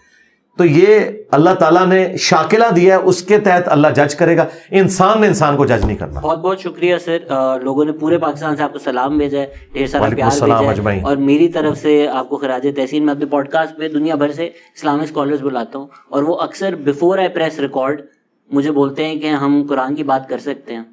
اور یہ دنیا کے اسکالرز ہیں جو ڈرتے ہیں, بولتے ہیں پاکستان میں تم نہیں بچو گے اگر ہم نے تمہیں قرآن کے بارے میں بتایا. یہ انٹرنیشنل اسکالرز ہیں جو پاکستان سے ڈر رہے ہیں, اور آپ پاکستان میں رہ کر نہیں, تو وہ انٹرنیشنل اسکالر کیا باہر بیٹھ کے قرآن کی بات کر رہے ہیں, وہ وہاں بھی کوئی نہیں کر رہے. نہیں, وہ والی بات جو کرنی چاہیے, جی جی, جس سے وہ ڈر رہے ہیں, وہ کہہ رہے ہیں وہ پاکستان میں نہیں کر سکتے ہم. وہ کون سی ایسی بات ہے؟ میں میرے لیے تو یہ آپ نے اینڈ پہ ایک سوال, جیسے ہالی ووڈ والے اینڈ پہ وہ اس کی ٹرمینیٹر 3 کے لیے کوئی چوہا چھوڑ دیتے ہیں جو 295C پہ کہتے ہیں. دنیا بھر میں سارے حنفی اسلامک اسکالر سیم بات کرتے ہیں. اچھا, وہ کہتے ہیں پاکستان میں اگر ہم کریں گے تمہاری جان خطرے میں ہوگی. ٹھیک ہے, اور آپ پاکستان میں رہ کر یہ باتیں کرتے ہیں, کھل کر کرتے ہیں. نہیں, یہ والی باتیں وہ کریں, ان کو کوئی خطرہ نہیں ہے, وہ یہ والی بات کریں, بیلنس بات کریں نا. مجھے خطرہ ہے اگر وہ میری پوڈ کاسٹ میں کریں گے, بٹ ہم بھی سر آپ سے سیکھ کر اللہ کا نام لے کر سچ کی راہ کی طرف نکلے ہوئے ہیں, سچ بولنے کی کوشش کرتے ہیں, آپ سے سیکھتے ہیں. تو thank you so much sir for everything that you do, more power to you, and thank you every for listening. Take care, bye bye.